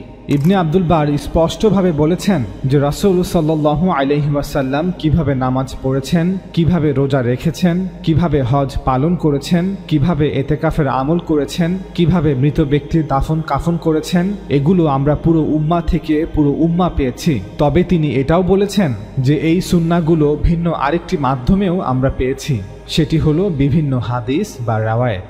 তবে সবচেয়ে মজবুত ও অকাট্য মাধ্যম হচ্ছে যা পুরো উম্মাহ থেকে পুরো উম্মাহ পেয়েছি। সুতরাং হাদিস না থাকলে নামাজ কিভাবে পড়তে হয় তা জানতাম না, এই ধরনের কথা শুধুই অজ্ঞতা ও মূর্খতা। 994 খ্রিস্টাব্দে আন্দালুসের কর্দোবা শহরে জন্ম নেয়া জাহিরি মাযহাবের বিখ্যাত ইমাম ইবনে হাজাম তার উসুলি কিতাব আল ইহকামে লিখেন, খবরে মুতাওয়াতির হলো যা কাফাতুন বা'দা কাফা, ঠিক যেমনটি মালিকি উসুলি আলেম ইবনে আব্দুল বার বলেছিলেন, কাফা আনিল কাফা, অর্থাৎ লাগাতারভাবে চলমান সংবাদ হলো সেই সংবাদ যা কোনো জাতি বা গোষ্ঠীর সকল মানুষ পুরো একটি প্রজন্ম আরেক প্রজন্মের কাছে অনবরত পৌঁছে দিতে থাকে। ইবনে হাজাম লিখেন, যখন আমরা এমন মুতাওয়াতির জ্ঞান লাভ করব তখন তা থেকে দিনের সিদ্ধান্ত নেওয়া আমাদের উপর বাধ্যতামূলক। ইবনে হাজাম লিখেন, মুতাওয়াতির জ্ঞানের কিছু উদাহরণ হচ্ছে রাসূল সাল্লাল্লাহু আলাইহি ওয়াসাল্লাম নিজেকে নবী দাবি করেছেন এবং রাসূল সাল্লাল্লাহু আলাইহি ওয়াসাল্লামের উপর আল্লাহ তাআলা কোরআন নাজিল করেছেন। অর্থাৎ কোরাইশ বংশে আব্দুল্লাহর পুত্র মুহাম্মদ নামে পরিচিত একজন ব্যক্তি ছিলেন যিনি মক্কায় জন্মগ্রহণ করেছিলেন, যিনি দাবি করেছিলেন যে তিনি আল্লাহর শেষ নবী, যিনি কোরআন পাঠ করে শুনিয়েছিলেন। আমরা কিভাবে এসব সম্পর্কে জানতে পারলাম? ইবনে হাজাম বলছেন, আমরা খবরে তাওয়াতুরের উপর ভিত্তি করে নিশ্চিতভাবে জানতে পারি যে এই তথ্যগুলো সম্পূর্ণ সঠিক। ইবনে হাজাম লিখেন, একইভাবে আমরা খবরে তাওয়াতুরের উপর ভিত্তি করে নিশ্চিতভাবে জানতে পারি যে কোন ওয়াক্তের নামাজের রাকাত সংখ্যা কত এবং জাকাতের নির্দেশনাবলীর সাথে সম্পর্কিত অনেক বিষয় এবং এ ধরনের আরও অনেক কিছু যে সম্পর্কে কোরআনে বিস্তারিত আলোচনা নেই। অর্থাৎ কোরআনে নামাজের ব্যাপারে অনেক কথা বলা হয়েছে, জাকাত প্রদানের নির্দেশনাবলী উল্লেখ করা হয়েছে, তবে নামাজ কিভাবে আদায় করতে হবে, এর ওয়াক্ত সংখ্যা কত হবে বা রাকাত সংখ্যা কত হবে এবং নামাজের বিভিন্ন আমলগুলো কি অথবা কোন কোন জিনিসগুলো পাঠ করতে হবে তা কোরআনে বিস্তারিতভাবে বলা হয়নি। যদিও কিছু থাকে তবে তা সংক্ষিপ্তভাবে বলা হয়েছে। একইভাবে যদিও জাকাত সম্পর্কিত কিছু নীতিমালা কোরআনে পাওয়া যায়, তবে জাকাত কিভাবে গণনা করতে হবে, আমাদের সঞ্চয় থেকে কত হবে, গবাদি পশু বা কৃষিজাত পণ্য থেকে কত হবে, এ সম্পর্কে কোরআনে বিস্তারিত আলোচনা নেই। সুতরাং কোরআন নিজে এবং কোরআন ব্যতীত আরও কিছু বিষয়, জ্ঞান বা আমল আমরা খবরে মুতাওয়াতিরের মাধ্যমে পেয়ে থাকি, যেগুলোর বিষয়ে ইসলামের প্রথম প্রজন্মের ইজমা ছিল এবং যেগুলো ইসলামের প্রথম প্রজন্ম হতে তাওয়াতুরের মাধ্যমে দ্বিতীয় প্রজন্মের কাছে এসেছে এবং এভাবেই পরবর্তী প্রজন্মগুলোর কাছেও তা পৌঁছিয়েছে। ইবনে হাজাম লিখেন, পৃথিবীতে এমন অসংখ্য শহর আছে যা আমরা নিজ চোখে দেখিনি, কিন্তু আমরা খবরে মুতাওয়াতিরের উপর ভিত্তি করে নিশ্চিতভাবে জানি যে সেই শহরগুলি কোথায় আছে। একইভাবে অনেক পূর্বে গত হয়ে যাওয়া বিভিন্ন জ্ঞানী, পণ্ডিত, দার্শনিক এবং রাজাদের নাম, যাদেরকে আমরা খবরে মুতাওয়াতিরের উপর ভিত্তি করে নিশ্চিতভাবে চিনি। একইভাবে অতীতের অনেক গুরুত্বপূর্ণ ঘটনা, সে সম্পর্কেও আমরা যা কিছু জানি তা খবরে মুতাওয়াতিরের উপর ভিত্তি করেই জানি। ইবনে হাজাম লিখেন, এরপর যদি কোনো ব্যক্তি এই মুতাওয়াতির জ্ঞানকে অস্বীকার করে অথবা জ্ঞানের এই উৎসকে অস্বীকার করে, তাহলে এটি ইন্দ্রিয়ের মাধ্যমে প্রাপ্ত জ্ঞানকে অস্বীকার করার মতোই। যদি কেউ খবরে মুতাওয়াতির জ্ঞানকে অস্বীকার করে, তাহলে তার উচিত এই সত্যটিও অস্বীকার করা যে তার পূর্বেও কোনো যুগ অতিক্রান্ত হয়েছে এবং এই সত্যটিও অস্বীকার করা উচিত যে তার মা এবং তার বাবা তার আগে ছিলেন। অর্থাৎ তার উচিত তার বাবা মায়ের অস্তিত্বকেও অস্বীকার করা, কারণ তাদের সম্পর্কেও যে খবর সে পেয়েছে তাও তাওয়াতুরের মাধ্যমেই অর্জিত হয়েছে। সে সেই ঘটনাটিকে দেখেনি যে সময় তার জন্ম হয়েছিল, তাকে তো শুধু বলা হয়েছে। অর্থাৎ এটি কেবল সেই খবর যা সে অনেক মানুষের কাছ থেকে শুনেছে এবং সেই খবরটি তার আশেপাশের আত্মীয় স্বজন, পাড়া প্রতিবেশী তাকে দিয়েছে। এত মানুষের খবরের উপর ভিত্তি করার কারণে তার মনে বিন্দুমাত্র সন্দেহ নেই যে এই নারী তার মা এবং এই পুরুষ তার বাবা, যদিও তার কাছে ইন্দ্রিয়লব্ধ কোনো পর্যবেক্ষণ নেই। এতদসত্ত্বেও তার মনে একবারও সন্দেহ হয়নি যে তার আত্মীয় স্বজন, পাড়া প্রতিবেশী সকলে মিলে মিথ্যা বলছে বা কোনো ষড়যন্ত্র করছে। ইবনে হাজাম এই সমস্ত উদাহরণ তুলে ধরে একটি যুক্তি দাঁড় করিয়েছেন যে যখন তিনি বলছেন এই দিন আমাদের কাছে ইজমা ও তাওয়াতুর, অর্থাৎ সকল স্তরের সকল সাহাবাদের ঐক্যমত ও সকল স্তরের সকল সাহাবাদের লাগাতার হস্তান্তরের মাধ্যমে এসেছে, তখন তিনি কোনো নতুন বা অদ্ভুত কথা বলছেন না, বরং জ্ঞান হস্তান্তরের যে সকল জারিয়া বা মাধ্যম রয়েছে তার কথাই তিনি বলছেন। মানুষ হাজার হাজার বছর ধরে যে মাধ্যমগুলো ব্যবহার করেছে তিনি সেই মাধ্যমগুলির কথাই উল্লেখ করেছেন। ইবনে হাজামের এই যৌক্তিক তর্ক হতে এটা স্পষ্ট যে আমরা মুসলমানরা নামাজ, রোজা, হজ এবং জাকাতের আমলগুলো পেয়েছি সুন্নাহ আল মুতাওয়াতিরের মাধ্যমে, পুরো 1 লক্ষ সাহাবাদের জামাতের ইজমা এবং তাওয়াতুরের মাধ্যমে। 11 খ্রিস্টাব্দে পারস্যে জন্ম নেয়া বিখ্যাত হানাফি উসুলি আলেম ইমাম আল সারাকসি তার কিতাব উসুলুল ফিকহে লিখেন, মুতাওয়াতির ইলম সেই ইলম যা একটি বৃহৎ কওম বা গোষ্ঠীর মাধ্যমে হস্তান্তরিত হয়। এই কওম বা গোষ্ঠী এত বড় একটি জামাত বা দল যাদের ব্যাপারে কল্পনাও করা যায় না যে তারা কোনো মিথ্যার উপর জেনে শুনে জড়ো হবে বা একমত হবে। অর্থাৎ দলটি এত বিশাল যে তাদের ব্যাপারে কল্পনাও করা যায় না যে এত সংখ্যক লোক একত্রিত হয়েছে এবং তারা সকলেই মিলিতভাবে একটি নির্দিষ্ট মিথ্যা রচনা করতে সম্মত হয়েছে। এরপর ইমাম সারাক্সি লিখেন, এত বড় কওমের মিথ্যার উপর জড়ো হওয়া অসম্ভব, কারণ সংখ্যাটি খুব বড় এবং দ্বিতীয়ত সেই বৃহৎ সংখ্যাটি কোনো একটি নির্দিষ্ট স্থানে একত্রিত নয়। অর্থাৎ এমন নয় যে একটি বিশাল সংখ্যক সেনাবাহিনী কোনো এক যুদ্ধের ময়দানে তাঁবু গেড়ে আছে এবং তারা একসাথে মিলে একটি ষড়যন্ত্র করছে, বরং পুরো একটি জাতি, একটি সম্প্রদায়, এই বিশাল সংখ্যক মানুষ বিভিন্ন স্থানে বিভিন্ন অঞ্চলে ছড়িয়ে ছিটিয়ে আছে। যেমন আরব উপদ্বীপে লক্ষাধিক মানুষ, শাম অঞ্চলে লক্ষাধিক মানুষ, পারস্য অঞ্চলে লক্ষাধিক মানুষ, মিশর অঞ্চলে লক্ষাধিক মানুষ, উত্তর পশ্চিম আফ্রিকা অঞ্চলেও লক্ষাধিক মানুষ এবং ইরাক অঞ্চলে লক্ষাধিক মানুষ। এরপর ইমাম সারাক্সি লিখেন, এই সংখ্যাটি আমার যুগের পূর্বেও এরকম বিশাল ছিল, যা এভাবে রাসূল সাল্লাল্লাহু আলাইহি ওয়াসাল্লামের যুগ পর্যন্ত পৌঁছায়। অর্থাৎ ইমাম সারাক্সির জামানার ন্যায় ইসলামের প্রথম যুগ এবং প্রথম প্রজন্ম একইভাবে একটি বিশাল সংখ্যা ছিল, যারা সংখ্যায় প্রায় 1 লক্ষ বা তার চেয়ে কিছু বেশি, যারা রোম ও পারস্য এই দুই পরাশক্তিকে পরাজিত করেছিল এবং রাসূল সাল্লাল্লাহু আলাইহি ওয়াসাল্লাম জীবিত থাকাকালীন পুরো আরব জাজিরার একমাত্র শাসক ছিলেন। সুতরাং রাসূল সাল্লাল্লাহু আলাইহি ওয়াসাল্লাম আল্লাহর এই দিন ইসলাম 2-3 জন ব্যক্তিকে দিয়ে যাননি বা 10-15 জন ব্যক্তিকে ইসলাম শিক্ষা দিয়ে যাননি। এমন নয় যে তিনি শুধুমাত্র আবু বকর রাদিয়াল্লাহু তাআলা আনহুকে নামাজ শিক্ষা দিয়েছেন, ওমর রাদিয়াল্লাহু তাআলা আনহুকে রোজা শিক্ষা দিয়েছেন, উসমান রাদিয়াল্লাহু তাআলা আনহুকে যাকাত শিক্ষা দিয়েছেন এবং আলী রাদিয়াল্লাহু তাআলা আনহুকে হজের সকল বিধানগুলো শিক্ষা দিয়েছেন, বরং তিনি সাল্লাল্লাহু আলাইহি ওয়াসাল্লাম সাহাবাদের পুরো জামাতকে, হাজার হাজার মানুষকে ইসলাম শিক্ষা দিয়েছেন। তিনি সাহাবাদের পুরো জামাতকে নিয়ে দ্বীন ইসলামের উপর আমল করেছেন। তিনি প্রত্যেক সাহাবাকে নামাজ শিক্ষা দিয়েছেন, প্রত্যেক সাহাবাকে রোজা, হজ এবং যাকাতে শিক্ষা দিয়েছেন। সবাইকে নিয়ে তিনি ইফতার সেহরি করেছেন, সবাইকে নিয়ে তিনি জানাজার নামাজ আদায় করেছেন, মৃত ব্যক্তিদেরকে দাফন করেছেন এবং তিনি সাল্লাল্লাহু আলাইহি ওয়াসাল্লাম হাজার হাজার মুসলমান এবং একটি ইসলামী রাষ্ট্র প্রতিষ্ঠা করে গিয়েছেন। এরপর ইমাম সারাক্সি লিখেন, মুতাওয়াতির ইলমের এই সংযোগটি এমন যার শুরু এবং শেষ একই রকম। অর্থাৎ মুতাওয়াতির ইলম হাদিস, রাওয়ায়েত বা খবরে ওয়াহিদের মতো নয়, যেখানে এক ব্যক্তি বলছেন তিনি অন্য এক ব্যক্তি থেকে শুনেছেন, অতঃপর তিনি অন্য আরেক ব্যক্তি থেকে শুনেছেন, অতঃপর তিনি অন্য আরেক ব্যক্তি থেকে শুনেছেন, অতঃপর তিনি অন্য আরেক ব্যক্তি থেকে শুনেছেন, অতঃপর তিনি সাহাবা থেকে শুনেছেন। না, বরং মুতাওয়াতির ইলম এমন যা হাজার হাজার লক্ষ ব্যক্তি পূর্বের হাজার হাজার লক্ষ ব্যক্তি থেকে শুনেছেন বা হাজার হাজার লক্ষ ব্যক্তি পূর্বের হাজার হাজার লক্ষ ব্যক্তিকে আমল করতে দেখেছেন, যেমন কোরআন এবং রাসূলের আমল। এরপর ইমাম সারাক্সি লিখেন, এই মুতাওয়াতির ইলম বা জ্ঞান কি তা কিছু উদাহরণের মাধ্যমে বোঝা যেতে পারে, যেমন 5 ওয়াক্ত নামাজ এবং এর রাকাতগুলো, যাকাতের পরিমাণ এবং এরকম সব অনুরূপ বিষয়। অর্থাৎ এমন সকল বিষয় যা পুরো মুসলিম উম্মাহ আমল করে থাকে, যা প্রতিটি মুসলিম ব্যক্তির সাথে সম্পর্কিত, যা দ্বীনের মৌলিক বিষয়, দ্বীনের মৌলিক ইবাদত। অর্থাৎ মুতাওয়াতির ইলম এমন যা একজন মুসলমানের দৈনন্দিন জীবনের সাথে সরাসরিভাবে সম্পর্কিত। এরপর ইমাম সারাক্সি লিখেন, এই মুতাওয়াতির ইলম বা জ্ঞান যা আমাদের কাছে তাওয়াতুরের মাধ্যমে পৌঁছেছে তা সেই জ্ঞানের অনুরূপ হয়ে যাবে যা সাহাবারা সরাসরি নবী সাল্লাল্লাহু আলাইহি ওয়াসাল্লামের কাছ থেকে সংগ্রহ করেছিলেন।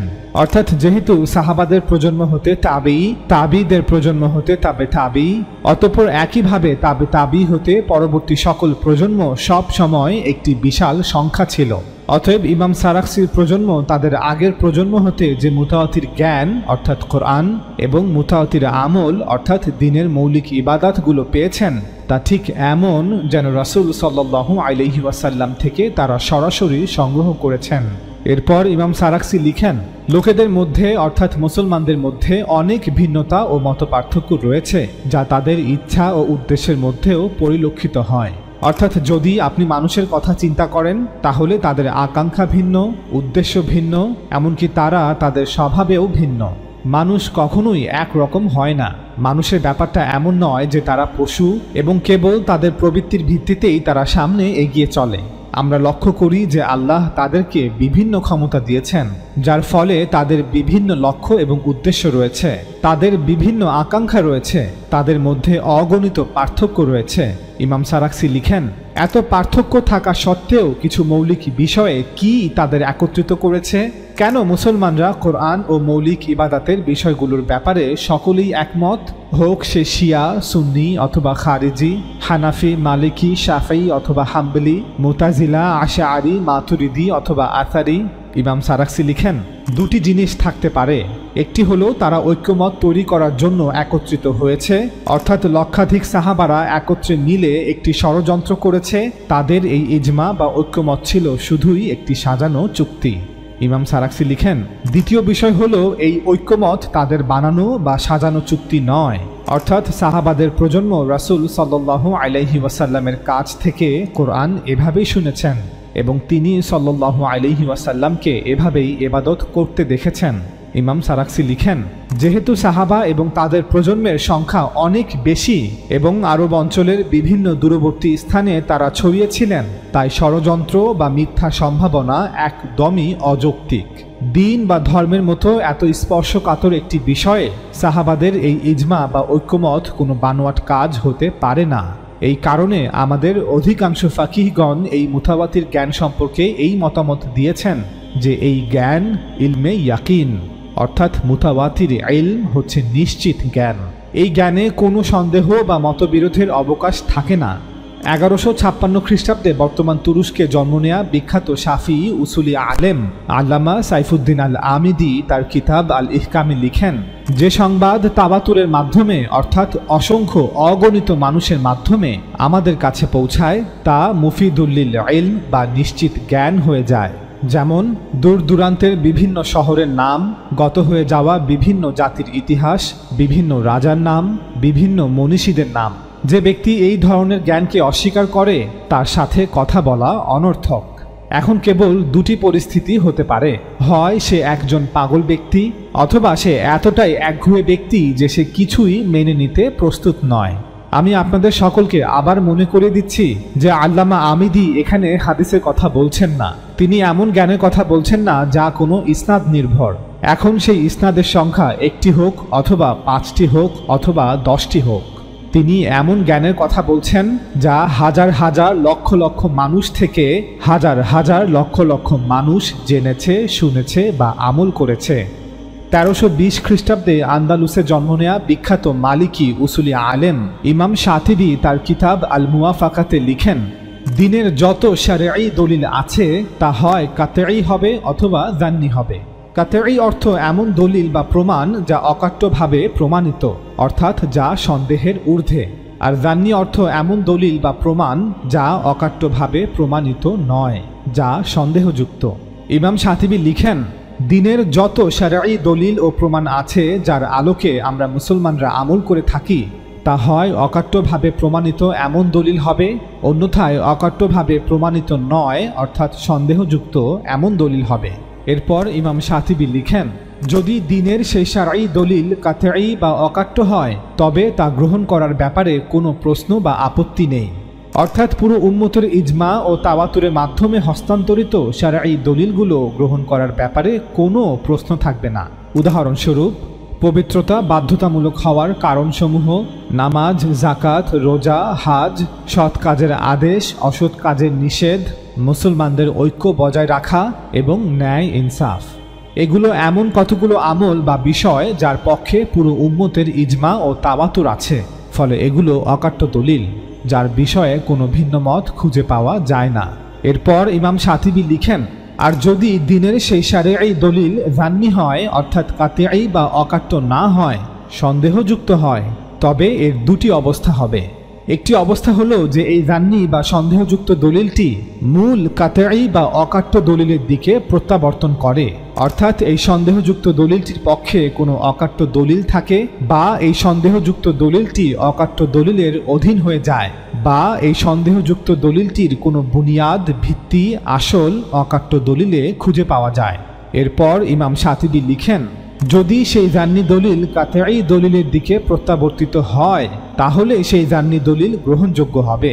অর্থাৎ যদি হাদিস, রাওয়ায়েত বা খাবরে ওয়াহেদে বর্ণিত কোনো কথার মূল ভিত্তি কোরআন এবং সুন্নাহ আল মুতাওয়াতিরায় খুঁজে পাওয়া যায় তবে সেই হাদিস, রাওয়ায়েত বা খাবরে ওয়াহেদের কথা গ্রহণযোগ্য হবে।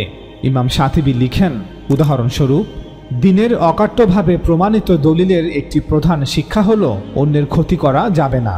এখন কোনো জান্নি বা অকাট্যভাবে প্রমাণিত নয় এমন দলিলের তথ্য হচ্ছে, অর্থাৎ হাদিসের তথ্য হচ্ছে, রাসূলুল্লাহ সাল্লাল্লাহু আলাইহি ওয়াসাল্লাম বলেছেন, যারা বাজারে বিক্রি করার জন্য বাহির হতে খাদ্যদ্রব্য নিয়ে আসে তাদের খাদ্যদ্রব্য ক্রয়ের জন্য বাজারে পৌঁছার আগেই এগিয়ে গিয়ে তাদের সঙ্গে মিলিত হবে না।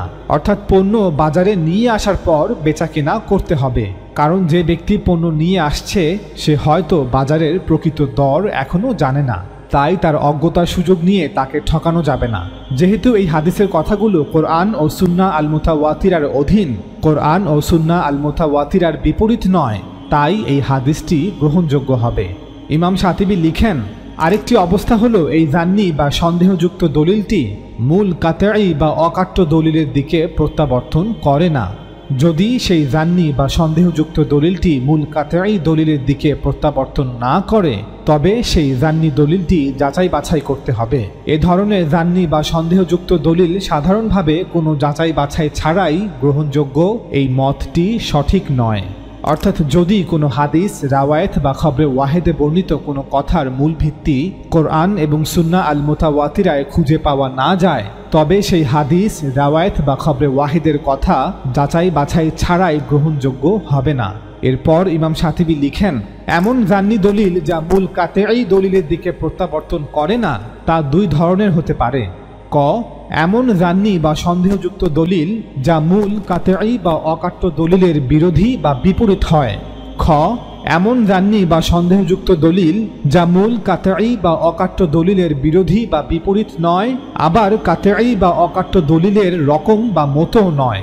ইমাম শাতিবী পরবর্তীতে লিখেছেন, তিনি এমন কোনো জান্নি বা সন্দেহযুক্ত দলিল খুঁজে পাননি যা অকাট্য দলিলের বিরোধীও নয় আবার তার মতও নয়। 1002 খ্রিস্টাব্দে বাগদাদে জন্ম নেয়া বিখ্যাত শাফি উসুলি আলেম খতিব আল বাগদাদি তার কিতাব আল ফাকিহ ওয়াল মুতাফাক্কিতে লিখেন, কোনো হাদিসের ইসনাদ সহিহ হলেও তা গ্রহণযোগ্য হবে না যদি তা আকল বা যুক্তির বিরুদ্ধে যায়, যদি তা আল্লাহর কিতাবের বিরুদ্ধে যায়, যদি তা সুন্নাহ আল মুতাওয়াতিরার বিরুদ্ধে যায় এবং যদি তা পুরো উম্মার ইজমার বিরুদ্ধে যায়। 1116 খ্রিস্টাব্দে বাগদাদে জন্ম নেয়া বিখ্যাত হাম্বলি উসুলি আলেম ইবনুল জাওজি বলেন, যদি কোনো হাদিস বা রাওয়ায়েত যার ইসনাদ সহিহ কিন্তু তা আকল বা যুক্তির বিরুদ্ধে যায়, প্রতিষ্ঠিত ওহির বিরুদ্ধে যায়, ইসলামের উসুল বা নীতিমালার বিরুদ্ধে যায়, তখন জানবে যে উক্ত হাদিস বা রাওয়ায়েত সহিহ নয়।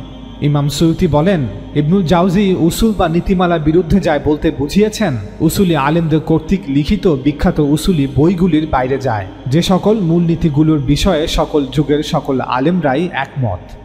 1292 খ্রিস্টাব্দে দামেস্কে জন্ম নেয়া বিখ্যাত হাম্বলি উসুলি আলেম ইবনুল কাইয়িম আল জাওজিয়া তার কিতাব আল মানারুল মুনিফ ফি সাহিহ ওয়া দাঈফ বইতে লিখেন, জাল, বানোয়াট বা মিথ্যা হাদিসের কিছু নিদর্শন আছে, কিছু এমন যা স্পষ্ট কোরআনের সাথে সাংঘর্ষিক এবং তাদের মধ্যে কিছু এমন যেগুলো স্পষ্ট সুন্নাহ এর সাথে সাংঘর্ষিক। এই দীর্ঘ আলোচনা হতে আমরা প্রমাণ করার চেষ্টা করলাম যে যেভাবে প্রায় 1 লক্ষ নারী পুরুষ সাহাবা হতে কয়েক লক্ষ তাবি সরাসরি কোরআন শিক্ষা লাভ করেছেন, কোরআন মুখস্থ করেছেন, অতঃপর কয়েক লক্ষ তাবি হতে আনুমানিক 8 থেকে 10 লক্ষ তাবি সরাসরি কোরআন শিক্ষা লাভ করেছেন, কোরআন মুখস্থ করেছেন, ঠিক একইভাবে প্রায় 1 লক্ষ নারী পুরুষ সাহাবা হতে কয়েক লক্ষ তাবি সরাসরি নামাজ শিক্ষা লাভ করেছেন, অতঃপর কয়েক লক্ষ তাবি হতে আনুমানিক 8 থেকে 10 লক্ষ তাবি নামাজ শিক্ষা লাভ করেছেন, তাদের সাথে মসজিদে নামাজ আদায় করেছেন। কেউ হিজাজে তো কেউ নাজদে, কেউ মিশরে তো কেউ সিরিয়াতে, কেউ ইরাকে তো কেউ পারস্যে, কেউ বাহরাইনে তো কেউ ইয়েমানে, কেউ আলজেরিয়াতে তো কেউ মরক্কোতে। এজন্যই মুসলমানরা আলী রাদিয়াল্লাহু তাআলা আনহু এবং মুয়াবিয়া রাদিয়াল্লাহু তাআলা আনহু এর শাসন আমলে রাজনৈতিকভাবে শিয়া, সুন্নি এবং খারিজি এই তিনটি ভিন্ন ভিন্ন দলে বিভক্ত হয়ে পড়লেও কেউই কোরআন নিয়ে মতপার্থক্য করেনি। একইভাবে মুসলমানরা আলী রাদিয়াল্লাহু তাআলা আনহু এবং মুয়াবিয়া রাদিয়াল্লাহু তাআলা আনহু এর শাসন আমলে রাজনৈতিকভাবে শিয়া, সুন্নি এবং খারিজি এই তিনটি ভিন্ন ভিন্ন দলে বিভক্ত হয়ে পড়লেও কেউই নামাজের অবশ্য করণীয় বিধানগুলো নিয়ে মতপার্থক্য করেনি। অতএব মুসলমানরা যে সকল প্রমাণের আলোকে কোরআনকে মাহফুজ বা সংরক্ষিত বলে, ঠিক একই প্রমাণের আলোকে নামাজ ও দ্বীনের অন্যান্য মৌলিক ইবাদতগুলোকেও সংরক্ষিত বলে থাকে। পাশাপাশি আমরা এটাও প্রমাণ করার চেষ্টা করলাম যে হাদিস যেহেতু বিভিন্ন ব্যক্তি হতে বর্ণিত হয়ে থাকে, তাই হাদিসের ইসনাদ বা সূত্র যাচাই বাছাই করার পাশাপাশি হাদিসের মাতান বা কথাও যাচাই বাছাই করতে হয়, যে হাদিসটি আকল বা যুক্তি বিরোধী কিনা, হাদিসটি কোরআন বিরোধী কিনা, হাদিসটি সুন্নাহ আল মুতাওয়াতিরার বিরোধী কিনা, হাদিসটি উম্মতের ইজমার বিরোধী কিনা। আমরা সকলের দৃষ্টি আকর্ষণ করে বলছি, আমরা যখনই ইজমা বা ঐক্যমত শব্দটি ব্যবহার করছি তখন পুরো উম্মার ইজমা বা ঐক্যমতের বিষয়ে কথা বলা হচ্ছে, এখানে দ্বীনের আলেমদের ইজমার বিষয়ে কথা বলা হচ্ছে না। চলুন আমরা পরবর্তী আলোচনায় প্রবেশ করি। আল্লাহ রাসূল সাল্লাল্লাহু আলাইহি ওয়াসাল্লাম দ্বীন বা ধর্ম হিসেবে আমাদের যা দিয়েছেন তা সাহাবাদের বিশাল সংখ্যক জামাতের ইজমা এবং তাদের তাওয়াতুরের মাধ্যমে আমাদের কাছে পৌঁছেছে। এই দ্বীন বা ধর্ম দুটি রূপে আমাদের কাছে পৌঁছেছে, একটি হলো কোরআন এবং অন্যটি হলো সুন্নাহ। কোরআন হচ্ছে আল্লাহর কালাম এবং সুন্নাহ হচ্ছে নবী সাল্লাল্লাহু আলাইহি ওয়াসাল্লাম থেকে কোরআন ব্যতীত দ্বীন হিসেবে যা কিছু আমরা প্রাপ্ত হয়েছি। অর্থাৎ একটি হলো কোরআন এবং অন্যটি হলো গায়রাল কোরআন। গায়রাল কোরআন হচ্ছে যা কোরআন নয় এমন কিছু। কেউ প্রশ্ন করতে পারেন যে যখন আল্লাহ কোরআন নাজিল করেছিলেন তখন দ্বিতীয় কোনো কিছুর কি প্রয়োজনীয়তা ছিল? কোরআন তো নিজেই বলেছে যে দ্বীনের সাথে সম্পর্কিত সব কিছুই এতে অন্তর্ভুক্ত আছে। যখন কোরআন আল্লাহর কিতাবের মর্যাদায় মানুষের হাতে তুলে দেওয়া হয়েছিল তখন দ্বীনের যা কিছু নির্দেশনা ছিল তা কেবল এর মধ্যেই সীমাবদ্ধ রাখাই যথেষ্ট ছিল। এবং এখনও যদি কেউ জিজ্ঞাসা করে আমরা তাকে বলি যে কোরআন আল্লাহর কিতাব পড়তে এতে সম্পূর্ণ দ্বীন রয়েছে। কিন্তু যখন আমরা বলি যে রাসূল সাল্লাল্লাহু আলাইহি ওয়াসাল্লাম আমাদের প্রথমত কোরআন এবং দ্বিতীয়ত সুন্নাহ দিয়েছেন, তখন যুক্তিসঙ্গত একটি প্রশ্ন আমাদের সামনে চলে আসে, আর সেটি হলো সুন্নাহের প্রয়োজন কেন হয়েছিল? আমরাও একমত। যখন কেউ কোরআন অধ্যয়ন করে তখন সে দেখতে পায় যে কোরআনে দ্বীনের মৌলিক বাস্তবতা রয়েছে, এতে দ্বীনের জ্ঞান রয়েছে, নৈতিক বিষয়গুলি আলোচনা করা হয়েছে এবং বিশ্বাসের সকল বিষয় বিস্তারিতভাবে বর্ণনা করা হয়েছে এবং এর সাথে সাথে শরিয়াও বর্ণিত হয়েছে। অর্থাৎ শরিয়াহকে তার মূল রূপে বর্ণনা করা হয়েছে এবং শরিয়ার বিশদ বিবরণও উপস্থাপন করা হয়েছে। যখন এতে এই সমস্ত কিছু বলা হয়েছে তাহলে এর বাইরে যা রয়েছে যাকে গায়রাল কোরআন বলা হয়েছে কেন তার প্রয়োজন পড়ল? এটি অবশ্যই একটি যৌক্তিক এবং গুরুত্বপূর্ণ প্রশ্ন এবং কোরআন এর উত্তর দিয়েছে। কোরআন নিজেই বলেছে কেন এর প্রয়োজন ছিল। কোরআন বলেছে যে এটি পৃথিবীতে প্রথম দ্বীনের কোনো কিতাব নয়, বরং এটি দ্বীনের শেষ কিতাব। আর আল্লাহ রাসূল সাল্লাল্লাহু আলাইহি ওয়াসাল্লাম এই দ্বীনের প্রথম নবী নন, দ্বিতীয় বা তৃতীয় নবীও নন, তিনি এই দ্বীনের শেষ নবী। সূরা আলে ইমরানে এভাবে বর্ণনা করা হয়েছে, ইন্নাদ দীনা ইনদাল্লাহিল ইসলাম, আল্লাহর জন্য ইসলামই একমাত্র দ্বীন। যখন কোরআন শেষ গ্রন্থ এবং রাসূল সাল্লাল্লাহু আলাইহি ওয়াসাল্লাম শেষ নবী, তখন যুক্তি বলে দ্বীনের রাওয়ায়াত বা ঐতিহ্য পূর্ব থেকেই বিদ্যমান থাকা উচিত। অর্থাৎ এটা হতে পারে না যে মানুষ এই দ্বীনের সাথে সম্পূর্ণ অপরিচিত। অতএব সকল নবীদের দ্বারা প্রতিষ্ঠিত দ্বীনের এই রাওয়ায়াত বা ঐতিহ্যের মধ্যে যেমন আকীদা বিশ্বাস অন্তর্ভুক্ত ছিল, তেমনি ইবাদতও অন্তর্ভুক্ত ছিল। পূর্ব থেকে চলে আসা এই দ্বীনের মধ্যে যেভাবে ঈমানিয়াত ছিল, ঠিক তেমনি শরিয়াতও ছিল। সেই শরিয়া প্রথম দিনই আদম আলাইহিস সালামকে দেওয়া হয়েছিল। পরবর্তীতে সেই শরিয়া বিভিন্ন নবীদের দ্বারা পুনরুজ্জীবিত করা হয়েছে। মানুষকে বারবার বিভিন্ন নবীদের মাধ্যমে এটি স্মরণ করিয়ে দেওয়া হয়েছিল। কোরআন বলছে যে এটি কোনো নতুন দিন ছিল না, যা রাসূল সাল্লাল্লাহু আলাইহি ওয়াসাল্লামের উপর প্রথম অবতীর্ণ করা হয়েছিল। আল্লাহ তাআলা বলেন, তিনি তোমাদের জন্য সেই দিন নির্ধারণ করেছেন যার নির্দেশ দিয়েছিলেন তিনি নূহকে, আর যা আমি ওহী করেছিলাম তোমাকে এবং যার নির্দেশ দিয়েছিলাম ইব্রাহিম, মূসা ও ঈসাকে, এই বলে যে তোমরা দিনকে প্রতিষ্ঠিত করো এবং ওতে মতভেদ করো না। এই আয়াত থেকে এটা পরিষ্কার হলো যে ইহুদি এবং খ্রিস্টান এই ধর্মগুলি মূলত মিল্লাতে ইব্রাহিম বা ইসলামের কিছু ফিরকা, যা মূল থেকে বিচ্ছিন্ন হয়ে গোমরাহিতে পতিত হয়েছে। আর এভাবেই এই ভুল ধারণা দূর হয়েছে যে ইসলাম একটি নতুন দিন অথবা কোনো নতুন নির্দেশনা এবং আজ থেকে এটি প্রদান করা হচ্ছে, বরং এটি মানবতার সর্বশ্রেষ্ঠ উত্তরাধিকার। এটি গোটা মানব জাতির জন্য সর্বশ্রেষ্ঠ উত্তরাধিকার। ইসলামের নামে যে নির্দেশনা আদম আলাইহিস সালামের সময় থেকে শুরু হয়েছিল এবং এক প্রজন্ম থেকে অন্য প্রজন্মে মানুষ এভাবেই তা গ্রহণ করে আসছিল, নবীরা তা নিশ্চিত করে আসছিলেন এবং সর্বশেষে নবী সাল্লাল্লাহু আলাইহি ওয়াসাল্লাম নিযুক্ত হন। সুতরাং কোরআনে দ্বীনের ইবাদতগুলোর বিস্তারিত বর্ণনা দেওয়ার কোনো প্রয়োজন নেই। অতীত থেকে নবীদের যেই রাওয়ায়েত অব্যাহত আছে, রাসূল সাল্লাল্লাহু আলাইহি ওয়াসাল্লামকে কেবল সেই রাওয়ায়েত অনুসরণ করতে বলা হয়েছে। আল্লাহ তাআলা বলেন, আর এটাই ছিল আমার হুজ্জাত বা প্রমাণ যা আমি ইব্রাহিমকে তার স্বজাতির মোকাবিলায় দান করেছিলাম। আমি যাকে ইচ্ছা করি সম্মান, মর্তবা ও মহত্ব বাড়িয়ে দেই। নিঃসন্দেহে তোমার রাব প্রজ্ঞাময় ও বিজ্ঞ। আমি ইব্রাহিমকে ইসহাক ও ইয়াকুব দান করেছি এবং উভয়কেই সঠিক পথের সন্ধান দিয়েছি, আর তার পূর্বে নূহকেও সঠিক পথের হিদায়াত দিয়েছি। আর ইব্রাহিমের বংশের মধ্যে দাউদ, সুলাইমান, আইয়ুব, ইউসুফ, মূসা ও হারুনকে এমনিভাবেই সঠিক পথের সন্ধান দিয়েছি। এমনিভাবেই আমি সৎ ও পুণ্যশীল লোকদেরকে প্রতিদান দিয়ে থাকি। আর জাকারিয়া, ইয়াহিয়া, ঈসা ও ইলিয়াস তারা প্রত্যেকেই সৎ লোকেদের অন্তর্ভুক্ত ছিল।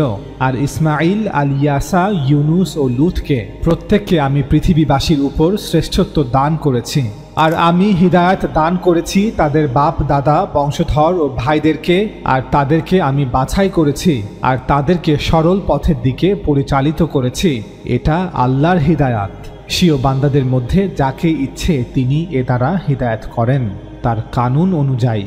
আর যদি তারা শিরক করত তবে তাদের কৃতকর্ম নিষ্ফল হতো। তারা ছিল সেই লোক যাদেরকে আমি কিতাব, কর্তৃত্ব ও নবুয়াত দান করেছি। সুতরাং যদি তোমার কওম তোমার নবুয়াতকে অস্বীকার করে তাহলে তাদের স্থলে আমি এমন এক জাতিকে নিয়োগ করব যারা তা অস্বীকার করবে না। এরাই তারা যাদেরকে আল্লাহ হেদায়াত করেছেন।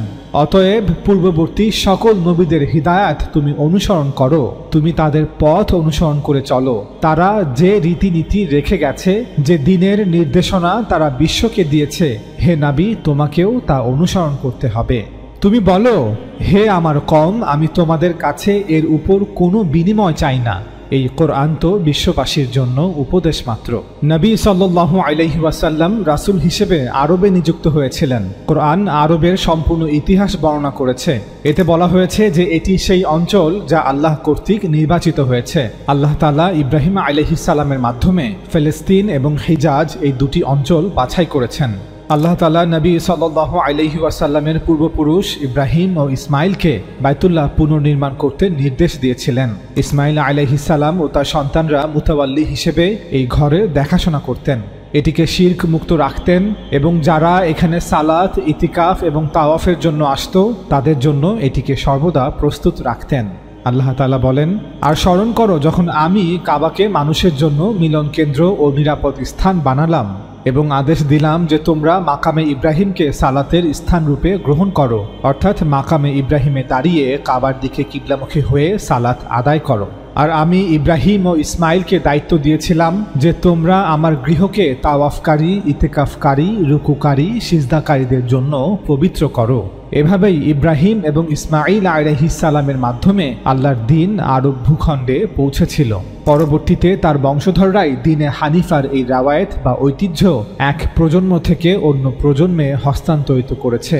আরবে আসার পর নবী রাসূলদের এই দ্বীনকে দ্বীনে ইব্রাহিম বলা হতো, কারণ তিনি এই দ্বীনকে আবার পুনরুজ্জীবিত করেছেন। আর রাসূল সাল্লাল্লাহু আলাইহি ওয়াসাল্লামের আগমনের পর এই দ্বীনকে দ্বীনে মুহাম্মদ বলা হয়েছে, কারণ তিনি মিল্লাতে ইব্রাহিমকে আবার পুনরুজ্জীবিত করেছেন। অবশ্যই দ্বীন ইসলাম এটি আল্লাহর দ্বীন। আল্লাহ তাআলা এই দ্বীনের মালিক। কিন্তু আল্লাহ প্রদত্ত এই দিনের জন্য আমরা মুসলমানরা বিভিন্ন পরিভাষা ব্যবহার করে থাকি। এই দিনকে আমরা আমাদের পূর্বপুরুষ আদম আলাইহিস সালামের দিন বলে থাকি, আবার এই দিনকে সকল নবী রাসূলদের দিন বলে থাকি, আবার এই দিনকে নির্দিষ্ট প্রেক্ষাপটে ইব্রাহিম আলাইহিস সালামের দিন বলে থাকি, এবং এই দিনকে আমরা আল্লাহর রাসূল সাল্লাল্লাহু আলাইহি ওয়াসাল্লামের দিন বলে থাকি। নবী সাল্লাল্লাহু আলাইহি ওয়াসাল্লামের আগমনের পূর্বে এই দিন সাধারণত ইব্রাহিম আলাইহিস সালামের আনা দিন বা হেদায়েতের সাথে সম্পর্কিত ছিল। তাই কোরআন নিজেই এই বাস্তবতাকে বুঝাতে একটি শব্দ গ্রহণ করেছে, আর সেটি হলো মিল্লাতে ইব্রাহিম। মিল্লাত অর্থ তারিকা বা পথ, ইব্রাহিম আলাইহিস সালামের পথ। আল্লাহ তাআলা বলেন, নিশ্চয়ই ইব্রাহিম ছিল এক উম্মাহ, আল্লাহর একান্ত অনুগত, একনিষ্ঠ, আর সে মুশরিকদের অন্তর্ভুক্ত ছিল না। অর্থাৎ আরবের মুশরিকদের দাবি সম্পূর্ণ মিথ্যা। ইব্রাহিম তো ছিল আল্লাহর অনুগ্রহের জন্য কৃতজ্ঞ, আল্লাহ তাকে মনোনীত করেছিলেন এবং তাকে পরিচালিত করেছিলেন সরল পথে। আমি তাকে দুনিয়াতে কল্যাণ দান করেছিলাম, আর আখিরাতেও সে অবশ্যই সৎকর্মশীলদের অন্তর্ভুক্ত। হে মুহাম্মদ, তারপর আমি তোমার প্রতি ওহী পাঠিয়েছি, তোমাকে নবুয়ত দান করেছি, বলেছি যে তুমি মিল্লাতে ইব্রাহিমের অনুসরণ করো, এবং সে মুশরিকদের অন্তর্ভুক্ত ছিল না। অতএব ইব্রাহিম আলাইহিস সালামের পথ, তার রাওয়ায়েত, যদিও এর বিকৃতি ঘটেছিল, যদিও এতে বেদাআতের সংমিশ্রণ হয়েছিল, যদিও শিরকের কালিমা এর গায়ে লেপন করা হয়েছিল, যদিও এর সংস্কারের প্রয়োজন ছিল, কিন্তু দিন তার মহিমায় এক প্রজন্ম থেকে অন্য প্রজন্মে হস্তান্তরিত হচ্ছিল। ইব্রাহিম আলাইহিস সালামের এই রাওয়ায়েত কুরাইশদের মধ্যে উপস্থিত ছিল। এমন নয় যে কুরাইশ গোত্র দিনের সাথে সম্পূর্ণ অপরিচিত ছিল। যখন কোরআন নাজিল হয়েছিল তখন বলা হয়েছিল, এই ইব্রাহিমী রাওয়ায়েত যা সংস্কার করা প্রয়োজন তা সংস্কার করা হবে, নতুন করে কিছু সংযোজন করতে হলে তাও করা হবে। তবে দিনে ইব্রাহিম বা মিল্লাতে ইব্রাহিমের রাওয়ায়েত যা চলমান আছে তা যে কোনো ক্ষেত্রে অনুসরণ করতে হবে। কেউ প্রশ্ন করতে পারেন যে আল্লাহ গায়রাল কোরআনের হেদায়েত কেন দিয়েছিলেন? পূর্ববর্তী সকল নবীদেরকে কি কিতাব ছাড়াও অন্য কিছু নির্দেশনা দেওয়া হয়েছিল?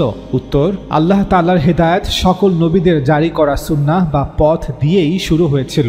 কিতাব তো অনেক পরে এসেছিল। পূর্বে আল্লাহর দিন কেবল জবানি হেদায়েত বা মৌখিক নির্দেশনা ছিল। যখন নবীদের দ্বারা মৌখিক নির্দেশনা দেওয়া হতো এবং তারা সেই নির্দেশনা বাস্তবায়ন করে দেখাতেন, তখন এটি মানুষের আমলে পরিণত হতো। অতএব নবীদের এই দীর্ঘ সিলসিলা বা ধারাবাহিকতায় কোনো বই ছিল না যা মানুষ পড়ত। নবীদের এই সুন্নাহ কিতাব হতে অনেক আদি, অবশ্যই কোরআন হতেও আদি। এই সুন্নাহ আদম আলাইহিস সালামের সময় থেকেই জারি করা হয়েছিল। এ কারণেই কোরআনে সুন্নাহের বিষয়ে বিস্তারিত আলোচনা করা হয়নি, শুধু নীতিগত অবস্থান থেকে সংক্ষেপে আলোচনা করা হয়েছে। মৌলিক নির্দেশনাগুলো উল্লেখ করা হয়েছে। যদি এই সুন্নাতে কিছু সংস্কারের প্রয়োজন হয় তবে সে বিষয়ে কোরআনে কথা বলা হয়েছে। মিল্লাতে ইব্রাহিমের সকল সুন্নাহ, যেমন নামাজ, রোজা, হজ, জাকাত, কুরবানি, এতেকাফ, খাতনা, এ সবই আরবদের মধ্যে অব্যাহত ছিল এবং আরবের লোকেরা এর অনুসরণ করত, যদিও তারা শিরকে লিপ্ত ছিল। এবং ইব্রাহিম আলাইহিস সালামের সুন্নাতে কিছু বিদআত অন্তর্ভুক্ত করা হয়েছিল। এতে কিছু ত্রুটি ছিল, মানুষ কিছু জিনিস ভুলে গিয়েছিল।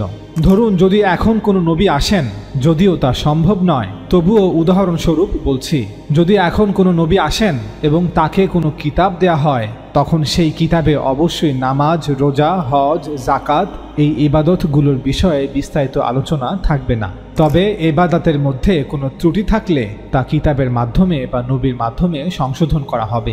ইবাদতগুলোকে স্মরণ করিয়ে দেয়া হবে, ইবাদতের গুরুত্বকে বর্ণনা করা হবে। সময়ের সাথে সাথে যদি কোনো বিষয় হারিয়ে গিয়ে থাকে তবে তা পুনরুজ্জীবিত করা হবে।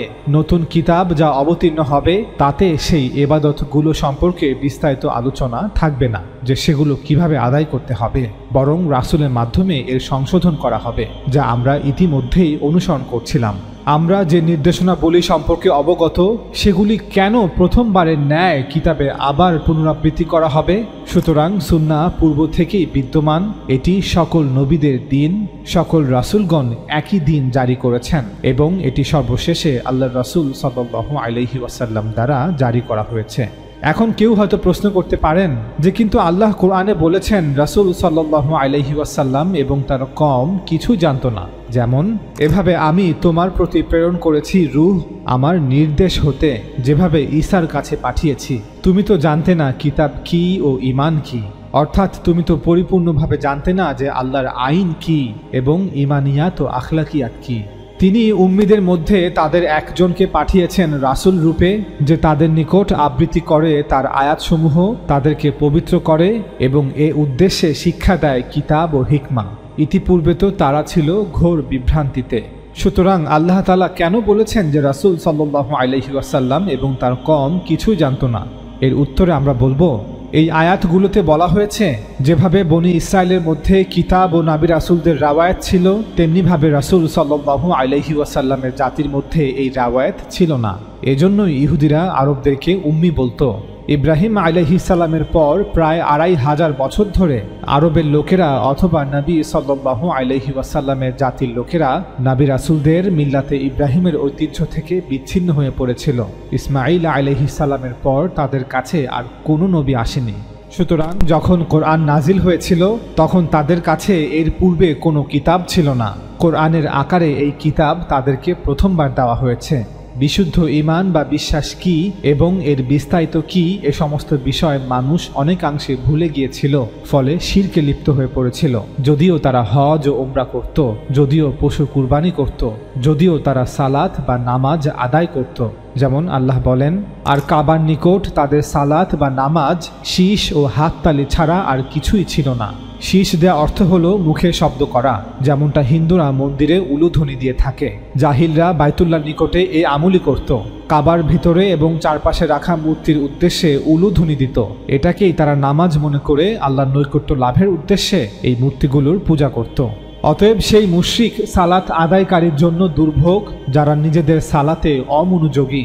কুরাইশরা বাইতুল্লাহর মুতাওয়াল্লি বা রক্ষক ছিল, সুতরাং তারা একটি ধর্মীয় আচার হিসেবে নামাজ আদায় করত। ইব্রাহিম এবং ইসমাঈল আলাইহিস সালামের প্রতিষ্ঠিত ঐতিহ্যের যা কিছু অবশিষ্ট ছিল তার সাথে সামঞ্জস্য রেখেই এটি আদায় করা হতো। তাই রাসূল সাল্লাল্লাহু আলাইহি ওয়াসাল্লাম এবং তার কওম জানতেন না যে কিতাব কি এবং ঈমান কি। এই কথাটি একটি বিশেষ প্রেক্ষাপটে বলা হচ্ছে, অর্থাৎ বনী ইসরায়েলদের মধ্যে যেমন জ্ঞানের ঐতিহ্য, কিতাবের ঐতিহ্য, নবী রাসূলদের ঐতিহ্য ছিল, তেমনটি তাদের মধ্যে ছিল না। আল্লামা উস্তাদ জাভেদ আহমেদ গামিদি তার বই মিজানে সুন্নাহকে সংজ্ঞায়িত করেছেন এভাবে: সুন্নাহ বলতে আমরা দ্বীনে ইব্রাহিমের সেই রাওয়ায়াত বা ঐতিহ্যকে বোঝাচ্ছি যা নবী সাল্লাল্লাহু আলাইহি ওয়াসাল্লাম কর্তৃক সংস্কার ও পুনর্জাগরণের পর এবং এতে কিছু সংযোজন করার পর দ্বীনের মর্যাদায় তার অনুসারীদের মধ্যে জারি করে দিয়েছেন। কোরআনে আপনি সাল্লাল্লাহু আলাইহি ওয়াসাল্লামকে মিল্লাতে ইব্রাহিম অনুসরণ করার নির্দেশ দেওয়া হয়েছে এবং রাসূল সাল্লাল্লাহু আলাইহি ওয়াসাল্লাম কর্তৃক জারি করা এই রাওয়ায়াত সেই মিল্লাতে ইব্রাহিমেরই অংশ। শাহ ওয়ালিউল্লাহ দেহলভী তার কিতাব হুজ্জাতুল আল বালিগাতে লিখেন, রাসূল সাল্লাল্লাহু আলাইহি ওয়াসাল্লাম যে শরিয়া এনেছেন, যদি আপনি তার বাস্তবতা বুঝতে চান এবং এর অর্থ নিয়ে চিন্তা করতে চান, তাহলে প্রথমত আপনার যে জিনিসটি বোঝা উচিত বা যা নিয়ে আপনার গবেষণা করা উচিত তা হলো আরবের উম্মীদের সেই পরিস্থিতি যেখানে নবী সাল্লাল্লাহু আলাইহি ওয়াসাল্লাম নিযুক্ত হয়েছিলেন। কারণ দ্বীনের কাঠামোর উপাদান ছিল রাসূল সাল্লাল্লাহু আলাইহি ওয়াসাল্লামের কওম। এরপর দ্বিতীয়ত আমাদের বুঝতে হবে নবী সাল্লাল্লাহু আলাইহি ওয়াসাল্লামের সংস্কারের ফলে কি পরিস্থিতি তৈরি হয়েছিল, তাহলেই আমরা পরিবর্তনগুলো সম্পর্কে ধারণা পেতে পারব। প্রথমত আমাদের মূল বিষয়টি বুঝতে হবে যে নবী সাল্লাল্লাহু আলাইহি ওয়াসাল্লাম কোনো নতুন দ্বীন নিয়ে আসেননি, বরং তিনি মিল্লাতে হানিফিয়া ইসমাইলিয়ার দাওয়াত নিয়ে এসেছেন, যাতে করে মিল্লাতে হানিফিয়া ইসমাইলিয়ার মধ্যে যে বক্রতা তৈরি হয়েছে, মিল্লাতে হানিফিয়া ইসমাইলিয়ায় যে সকল বিচ্যুতি ঘটেছে সেগুলো সংশোধন করা যায়। আর যদি লোকেরা নিজেদের তরফ থেকে মিল্লাতে হানিফিয়া ইসমাইলিয়ায় কোনো পরিবর্তন এনে থাকে তাহলে তার প্রতিকার করা যায়। আর যেই উজ্জ্বলতা মিল্লাতে হানিফিয়া ইসমাইলিয়ায় মৌজুদ আছে তা বিশ্বজুড়ে ছড়িয়ে দেয়া যায়। এরপর শাহ ওয়ালিউল্লাহ দেহলভী কোরআনের একটি আয়াত উল্লেখ করেন, হে কোরাইশের মুশরিকরা, এটা তোমাদের পিতা ইব্রাহিমের মিল্লাত, ইব্রাহিমের তারিকা পথ। তিনি পূর্বে তোমাদের নামকরণ করেছেন মুসলিম এবং এই কিতাব কোরআনেও তোমাদের নাম মুসলিম রাখা হয়েছে, যাতে রাসূল তোমাদের জন্য সাক্ষী স্বরূপ হয় আর তোমরা আরবরা সাক্ষী হও গোটা মানব জাতির জন্য। নবী তোমাদের কাছে আমার বার্তা পৌঁছে দিয়েছেন, এবার তোমরা রোম পারস্য সহ সমগ্র দুনিয়ার সামনে তাওহীদের এই বার্তাকে ঘোষণা করবে। অর্থাৎ রাসূল সাক্ষী তার কওমের উপর এবং তার কওম পরবর্তীতে সাক্ষী হবে তৎকালীন গোটা বিশ্বের উপর, এবং পরবর্তীতে মুসলিম উম্মার প্রতিটি প্রজন্ম তাদের সময়কার গোটা বিশ্ববাসীর জন্য সাক্ষী হবে। সুতরাং তোমরা সালাত কায়েম করো, যাকাত দাও এবং আল্লাহকে ভয় করো, তিনিই তোমাদের অভিভাবক, তিনিই কত উত্তম অভিভাবক এবং কত উত্তম সাহায্যকারী। শাহ ওয়ালিউল্লাহ দেহলভী এরপর মিল্লাতে হানিফিয়া ইসমাইলিয়ায় কি সুন্নাহ জারি ছিল এর বর্ণনা দেন। তিনি লিখেন, মিল্লাতে হানিফিয়া ইসমাইলিয়ায় তাহারাত বা পবিত্রতার সকল উসুল ও আদাব বাকি ছিল, ফরজ গোসলের সুন্নাহ বাকি ছিল, খাতনা করা সুন্নাহ বাকি ছিল, খিসালে ফিতরা যেমন গোফ ছাটা, গুপ্তাঙ্গের লোম কাটা, এই সুন্নাহগুলো বাকি ছিল। আর এবাদতের পূর্বে অজু তো মাজুস, ইয়াহুদ এবং অন্যান্যরাও করত। এখানে মাজুস বলতে জরোআস্ট্রিয়ানদেরকে বোঝানো হচ্ছে। তাই তৎকালীন আরবের হুকামারাও অজু করে এবাদত করত। একইভাবে কোরাইশদের মধ্যে নামাজ ও রোজা জারি ছিল, এতেকাফের সুন্নাও জারি ছিল। আর জাহিলিয়াতের যুগে বাইতুল্লাহর হজ ও উমরা সম্পর্কিত সকলেই জানে। জাহিলিয়াতের যুগে আরবরা পশুকে জবাই করে কুরবানি করত, আর উটকে তারাও নাহার করত। তারাও তাদের মৃতদেরকে দাফন করত। তাদের মধ্যেও নিকাহ, তালাক এবং ইদ্দাতের তরিকা জারি ছিল। জাহিলিয়াতের যুগেও মা, বোন, মেয়ে ও অন্যান্য কিছু সম্পর্কের নারীদের বিয়ে করা হারাম ছিল। জাহিলিয়াতের যুগেও কিসাস, দিয়াত ও কাসামার বিধান চালু ছিল। আল্লাহ তাআলা রাসূল সাল্লাল্লাহু আলাইহি ওয়াসাল্লামের মাধ্যমে দ্বীনে ইব্রাহিমের এই রাওয়ায়াতগুলোকে সংস্কার করেছেন, নতুন করে পুনরুজ্জীবিত করেছেন। কিছু সংযোজন করার থাকলে তা করে মুসলমানদের মধ্যে জারি করে দিয়েছেন। সুন্নাতের মাধ্যমে দ্বীন হিসেবে আমরা যা পেয়েছি তা নিম্নরূপ। ইবাদত হিসেবে আমরা পেয়েছি নামাজ, যাকাত ও সদকায়ে ফিতর, রোজা ও ইতিকাফ, হজ ও ওমরা, কুরবানি এবং আইয়ামে তাশরিকের তাকবীর। সামাজিক বিধিবিধান হিসেবে আমরা পেয়েছি বিবাহ ও তালাক এবং এ দুটোর সাথে সম্পৃক্ত বিষয়াদি, মাসিক ও প্রসব পরবর্তী ঋতুকালে দৈহিক মিলন থেকে বিরত থাকা, শূকর, রক্ত, মৃত পশু এবং আল্লাহ ছাড়া অন্য কারো নামে জবাই করা পশুর মাংস খাওয়ার ব্যাপারে নিষেধাজ্ঞা, নিজেদের এবং পশুর মধ্যকার অপবিত্রতা দূরীকরণের জন্য আল্লাহর নাম নিয়ে পশু জবাই করা।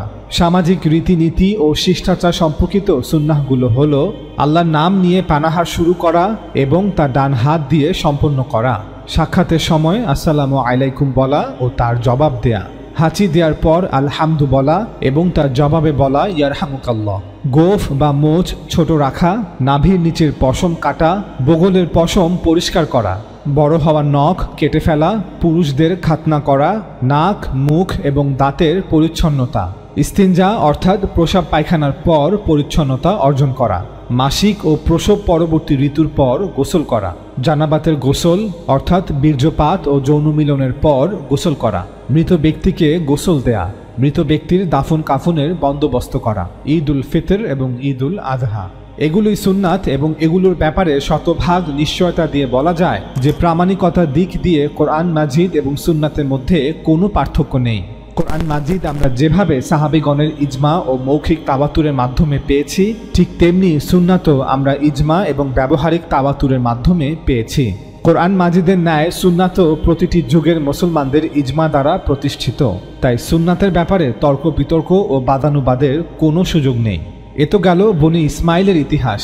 চলুন এবার ইব্রাহিম আলাইহিস সালামের আরেক শাখা বানি ইসহাক বা বানি ইসরাইলের ইতিহাস জেনে আসি বানি ইসরাইল দ্বীনে ইব্রাহিমের এই রাওয়ায়াতগুলোকে কিভাবে অনুসরণ করেছে। ইব্রাহিম আলাইহিস সালামের পর তার পুত্র ইসহাক আলাইহিস সালামকে ফিলিস্তিন অঞ্চলের নবী করা হয়, আর তার বড় ভাই ইসমাইল আলাইহিস সালামকে মক্কাতে নবী করা হয়। ইসহাক আলাইহিস সালামের মৃত্যুর পর তার পুত্র ইয়াকুব বা ইসরাইল আলাইহিস সালামকে নবী করা হয়। ইসরাইল আলাইহিস সালাম জীবিত থাকাকালীন ইউসুফ আলাইহিস সালামকে মিশরে নবুয়ত দান করা হয়। সে সময় মিশরের রাজা ছিলেন আখনাটেন, যিনি ইউসুফ আলাইহিস সালামের দাওয়াত গ্রহণ করে মিশরীয় বহু ঈশ্বরবাদ ত্যাগ করেন এবং এক ঈশ্বরবাদ ধর্মে ধর্মান্তরিত হন। রাজা আখনাটেনের শাসনামলেই বানি ইসরাইল হিজরত করে মিশর চলে আসে। পরবর্তীতে ইউসুফ আলাইহিস সালামের মৃত্যুর প্রায় 100 বছর পর মুসা আলাইহিস সালামকে নবুয়ত দান করা হয়। সে সময় মিশরের ফেরাউন বা রাজা ছিল দ্বিতীয় রামসেস। মুসা আলাইহিস সালাম বনী ইসরাইলকে নিয়ে মিশর ত্যাগ করার পর আল্লাহ তাআলা তাকে কিতাব দান করেন এবং তার মাধ্যমে দ্বীনে ইব্রাহিমের প্রায় 400 বছর পুরনো রাওয়ায়াতগুলোকে একে একে সংস্কার করেন। রাওয়ায়াতগুলোকে নতুন করে পুনরুজ্জীবিত করেন। রাওয়ায়াতে কিছু সংযোজন করা থাকলে তা করে বনী ইসরাইলের মধ্যে জারি করে দেন। ওল্ড টেস্টামেন্ট বা তানাখে সালাত বা নামাজ সম্পর্কে বলা হচ্ছে, প্রভু মুসাকে বললেন, তুমি হারুন, নাদব, অবিহু এবং ইসরায়েলের 70 জন প্রবীণ নেতৃবৃন্দ তুর পর্বতের উপর উঠে এসে দূর থেকে আমার উপাসনা করো, কিন্তু মুসা একাই প্রভুর কাছে আসবে। বুক অফ এক্সোডাস অধ্যায় 24। তখন তাওরাত লাভের পর মুসা সঙ্গে সঙ্গে হাঁটু গেড়ে বসল ও ভূমি মাথা নত করে মাটিতে মাথা ঠেকিয়ে প্রভুর কাছে প্রার্থনা করল। বুক অফ এক্সোডাস অধ্যায় 34। প্রভু বললেন, তারপর তুমি অবশ্যই প্রভু তোমার ঈশ্বরের সামনে সেই ফসল নামিয়ে রেখে নত হয়ে তার উপাসনা করবে, অর্থাৎ সালাত বা নামাজ আদায় করবে। বুক অফ ডিউটেরোনমি অধ্যায় 26। জাবুরেও সালাতের কথা উল্লেখ করা হয়েছে, এসো আমরা অবনত হয়ে তার উপাসনা করি, যে প্রভু আমাদের সৃষ্টি করেছেন তার প্রশংসা করি। বুক অফ সাম বা জাবুর অধ্যায় 95। ওল্ড টেস্টামেন্ট বা তানাখের এই অধ্যায়গুলোতে সালাতের কথা উল্লেখ থাকলেও কিভাবে সালাত আদায় করতে হবে, কোন কোন ওয়াক্তে সালাত আদায় করতে হবে তার বিস্তারিত বর্ণনা দেওয়া হয়নি। কারণ সালাত কোনো নতুন এবাদত নয় যা শুরু থেকে আলোচনা করতে হবে। সালাত সকল নবী রাসূলদের আমল এবং মিল্লাতে ইব্রাহিমের একটি প্রসিদ্ধ এবাদত। বনী ইসরাইল তাদের আমলের মাধ্যমে এক প্রজন্ম থেকে অন্য প্রজন্মে এই এবাদতকে হস্তান্তর করে আসছে। তারা এখনও দিনে 3 ওয়াক্তে সালাত আদায় করে থাকে। ভোরবেলার সালাতকে তারা সাখারিত বলে, দুপুরের সালাতকে তারা মিনখা বলে, আর সন্ধ্যার সালাতকে তারা মাআরিব বলে। মুসা আলাইহিস সালামের সময় থেকেই বনী ইসরাইল তাদের আমলের মাধ্যমে এক প্রজন্ম থেকে অন্য প্রজন্মে এই ইবাদতকে হস্তান্তর করে আসছে। তারা কখনোই এগুলোকে লিখে রাখার প্রয়োজনীয়তা অনুভব করেনি। তবে 70 খ্রিস্টাব্দে রোমানদের হাতে জেরুজালেম শহর ধ্বংস এবং ইহুদিদের ফিলিস্তিন থেকে বহিষ্কারের পর আনুমানিক 400 খ্রিস্টাব্দের দিকে ইহুদি আলেমরা প্রথম সালাত সহ মিল্লাতে ইব্রাহিমের সকল আমলগুলোকে একে একে লিপিবদ্ধ করতে শুরু করে, যাকে তালমুদ বলা হয়। এর কারণ ছিল ইহুদিদেরকে ফিলিস্তিন শহর থেকে বের করে দেওয়ার পর ইহুদিরা গোটা আরব বিশ্বে ছড়িয়ে পড়ে। তাই ঐতিহ্যকে ধরে রাখার উদ্দেশ্যেই ইহুদি আলেমরা প্রথমবারের মতো এই আমলগুলির পদ্ধতি লিপিবদ্ধ করা শুরু করে। মুসা আলাইহিস সালামের পরবর্তী সময় হতে তাওরাতের যে অংশটুকু প্রায় 2000 বছর মৌখিক অবস্থায় ছিল তা তালমুদে লিখিত আকারে রয়েছে। ইহুদিরা তাওরাতকে 2 ভাগে ভাগ করে থাকে। 1. লিখিত তাওরাত, অর্থাৎ ওল্ড টেস্টামেন্টের প্রথম 5টি বই, জেনেসিস, এক্সোডাস, লেভিটিকাস, নাম্বারস এবং ডিউটেরোনমি। 2. মৌখিক তাওরাত, অর্থাৎ মুসা আলাইহিস সালাম কর্তৃক জারিকৃত সকল সুন্নাহ, সকল ইবাদত এবং ইবাদতের আনুষঙ্গিক সকল বিষয়াদি যা বনী ইসরাইল হাজার বছর ধরে তাদের স্মৃতি ও আমলের মাধ্যমে সংরক্ষণ করে রেখেছে এবং প্রজন্ম হতে প্রজন্ম তার উপর আমল করে আসছে। ঠিক যেভাবে আমরা মুসলমানরা রাসূল সাল্লাল্লাহু আলাইহি ওয়াসাল্লামের সকল শিক্ষাকে 2 ভাগে ভাগ করে থাকি। 1. কোরআন, যা মুখস্থ এবং লিখিত। 2. সুন্নাহ, অর্থাৎ রাসূল সাল্লাল্লাহু আলাইহি ওয়াসাল্লাম কর্তৃক জারিকৃত সকল সুন্নাহ বা আমল, ইবাদত যা মুসলমানদের প্রথম 3 প্রজন্ম তাদের আমলের মাধ্যমে সংরক্ষণ করে রেখেছে, যা পরবর্তীতে তাবে তাবি এবং তাবে তাবিদের অনুসারীদের মাধ্যমে লিখিতভাবে লিপিবদ্ধ করা শুরু হয়, যদিও তা আমলের মাধ্যমে সংরক্ষণ করা হচ্ছিল। উদাহরণস্বরূপ, মদিনার তাবে তাবি ইমাম মালিক এবং ইরাকের তাবে তাবি আবু হানিফা, তারা উভয়ে তাদের নিজ নিজ শহরের মুসলমানদের আমলগুলোকে দেখে দেখে ফিকহ আকারে লিপিবদ্ধ করে নেন। অর্থাৎ মদিনার মুসলমানরা বা ইরাকের মুসলমানরা কিভাবে নামাজ পড়ছে, কিভাবে রোজা রাখছে, কিভাবে জাকাত আদায় করছে, কিভাবে হজ পালন করছে, কিভাবে এতেকাফ করছে, কিভাবে মৃত ব্যক্তিকে দাফন করছে, এগুলো হানাফি এবং মালিকি ফিকহ হিসেবে লিপিবদ্ধ করা শুরু হয়। মনে রাখবেন, তারা এগুলো হাদিসের ন্যায় শুনে শুনে লিপিবদ্ধ করছে না, বরং নিজ চোখে হাজার হাজার মুসলমানদের আমল দেখে লিপিবদ্ধ করছে। ইমাম মালিক মদিনাবাসীর আমল সংরক্ষণ করেছেন এবং ইমাম আবু হানিফা ইরাকবাসীর আমল সংরক্ষণ করেছেন। তাছাড়া ইমাম জাফর আস-সাদিক, ইমাম শাফি, ইমাম আহমদ বিন হাম্বল সহ আরও অনেকেই তাদের ফিকহের মাধ্যমে এই আমলগুলোকে সংরক্ষণ করেছেন। চলুন ওল্ড টেস্টামেন্ট বা তানাখ হতে যাকাতের বিধানগুলো আপনাদের পড়ে শোনাই। সমস্ত শস্যের দশমাংশ প্রভুর অধিকারে থাকে। এর অর্থ হলো জমি থেকে কেটে আনা শস্য এবং গাছ থেকে আনা ফল ফলাদি এসবের দশমাংশ প্রভুর অধিকারভুক্ত। যাজকরা প্রত্যেক ব্যক্তির গরু বা মেষদের মধ্য থেকে প্রতি 10টির জন্য একটি করে প্রাণী নেবে এবং তা হবে প্রভুর উদ্দেশ্যে পবিত্র। এগুলি ইসরায়েলের লোকেদের জন্য তুর পর্বত থেকে মুসাকে দেওয়া প্রভুর আদেশসমূহ। বুক অফ লেভিটিকাস অধ্যায় 27। প্রতি 3 বছরের শেষে তোমরা অবশ্যই সেই বছরের সংগৃহীত ফসলের 1/10 সংগ্রহ করবে। তোমাদের শহরগুলোতে এই খাদ্য জমা করে রেখো। এই খাদ্য লেবীয় লোকেদের জন্য, কারণ তাদের নিজেদের কোনো জমি নেই। এই খাদ্য তোমাদের শহরে যাদের খাদ্যের প্রয়োজন তাদেরও জন্য। সেই খাদ্য বিদেশীদের, বিধবাদের এবং অনাথদের জন্য। যদি তোমরা এটি করো তাহলে প্রভু তোমাদের ঈশ্বর তোমাদের সমস্ত কাজে আশীর্বাদ করবেন। বুক অফ ডিউটোরনমি অধ্যায় 14। প্রত্যেক তৃতীয় বছরে তুমি তোমার উৎপন্ন দ্রব্যের 1/10 ওজন করবে। তারপর সেই দশমাংশ লেবীয়দের, তোমার দেশে বাসকারী বিদেশীদের এবং বিধবা ও পিতৃহীনদের দেবে। বুক অফ ডিউটোরনমি অধ্যায় 26। ওল্ড টেস্টামেন্ট বা তানাখের এই অধ্যায়গুলোতে জাকাতের শতাংশ উল্লেখ থাকলেও জাকাত সম্পর্কিত বিভিন্ন বিস্তারিত মাসলা মাসাইলের কোনো বর্ণনা নেই। এর কারণ আমরা একটু পূর্বেই আলোচনা করেছি। এগুলো মুসা আলাইহিস সালাম কর্তৃক জারিকৃত সুন্নাহের মাধ্যমে সংরক্ষিত রয়েছে, যা বর্তমানে তালমুদে লিখিত রয়েছে। চলুন ওল্ড টেস্টামেন্ট বা তানাখ হতে রোজার বিধানগুলো আপনাদের পড়ে শোনাই। প্রভু মুসাকে বললেন, সপ্তম মাসের 10ম দিনটি প্রায়শ্চিত্তের দিন। সেদিন এক পবিত্র সভা হবে। সেদিন তোমরা অবশ্যই কোনো খাদ্য গ্রহণ করবে না এবং অগ্নিতে প্রদত্ত একটি নৈবেদ্য অর্থাৎ কুরবানির পর পশুটিকে পুড়িয়ে প্রভুর কাছে আনবে। মুসা আলাইহিস সালামের শরিয়তে কুরবানির কয়েকটি পদ্ধতির মধ্যে একটি পদ্ধতি ছিল কুরবানির পর পশুকে পুড়িয়ে ফেলা, কোনো ক্ষেত্রে আংশিক, কোনো ক্ষেত্রে সম্পূর্ণ। এটি ছিল আল্লাহর প্রতি আনুগত্য প্রদর্শনের একটি উপায়, অর্থাৎ আমার সকল কিছু আল্লাহর জন্য কুরবান। এই বিষয়টিকে রূপক অর্থে কুরবানির মাধ্যমে উপস্থাপন করা হতো। এরপর বলা হচ্ছে, তোমরা অবশ্যই ওই দিন কোনো কাজ করবে না, কারণ এটা হলো প্রায়শ্চিত্তের দিন। ওই দিন যাজকরা প্রভুর কাছে যাবে, অর্থাৎ সেই কামরায় প্রবেশ করবে যেখানে বিশেষ দিন এবং বিশেষ লোক ব্যতীত সকলের প্রবেশ নিষিদ্ধ, এবং যা তোমাদের পবিত্র করে সেই সব আচার অনুষ্ঠান করবে। এই দিন যদি কোনো মানুষ উপবাস করতে, রোজা রাখতে অস্বীকার করে, সে অবশ্যই তার লোকেদের থেকে বিচ্ছিন্ন হবে। এই দিন যদি কোনো ব্যক্তি কোনো কাজ করে, আমি তার লোকেদের মধ্যে সেই ব্যক্তিকে ধ্বংস করব। সেদিন তোমরা অবশ্যই আদৌ কোনো কাজ করবে না। তোমরা যেখানেই বসবাস করো না কেন, তোমাদের জন্য এটা হলো চিরকালের বিধি।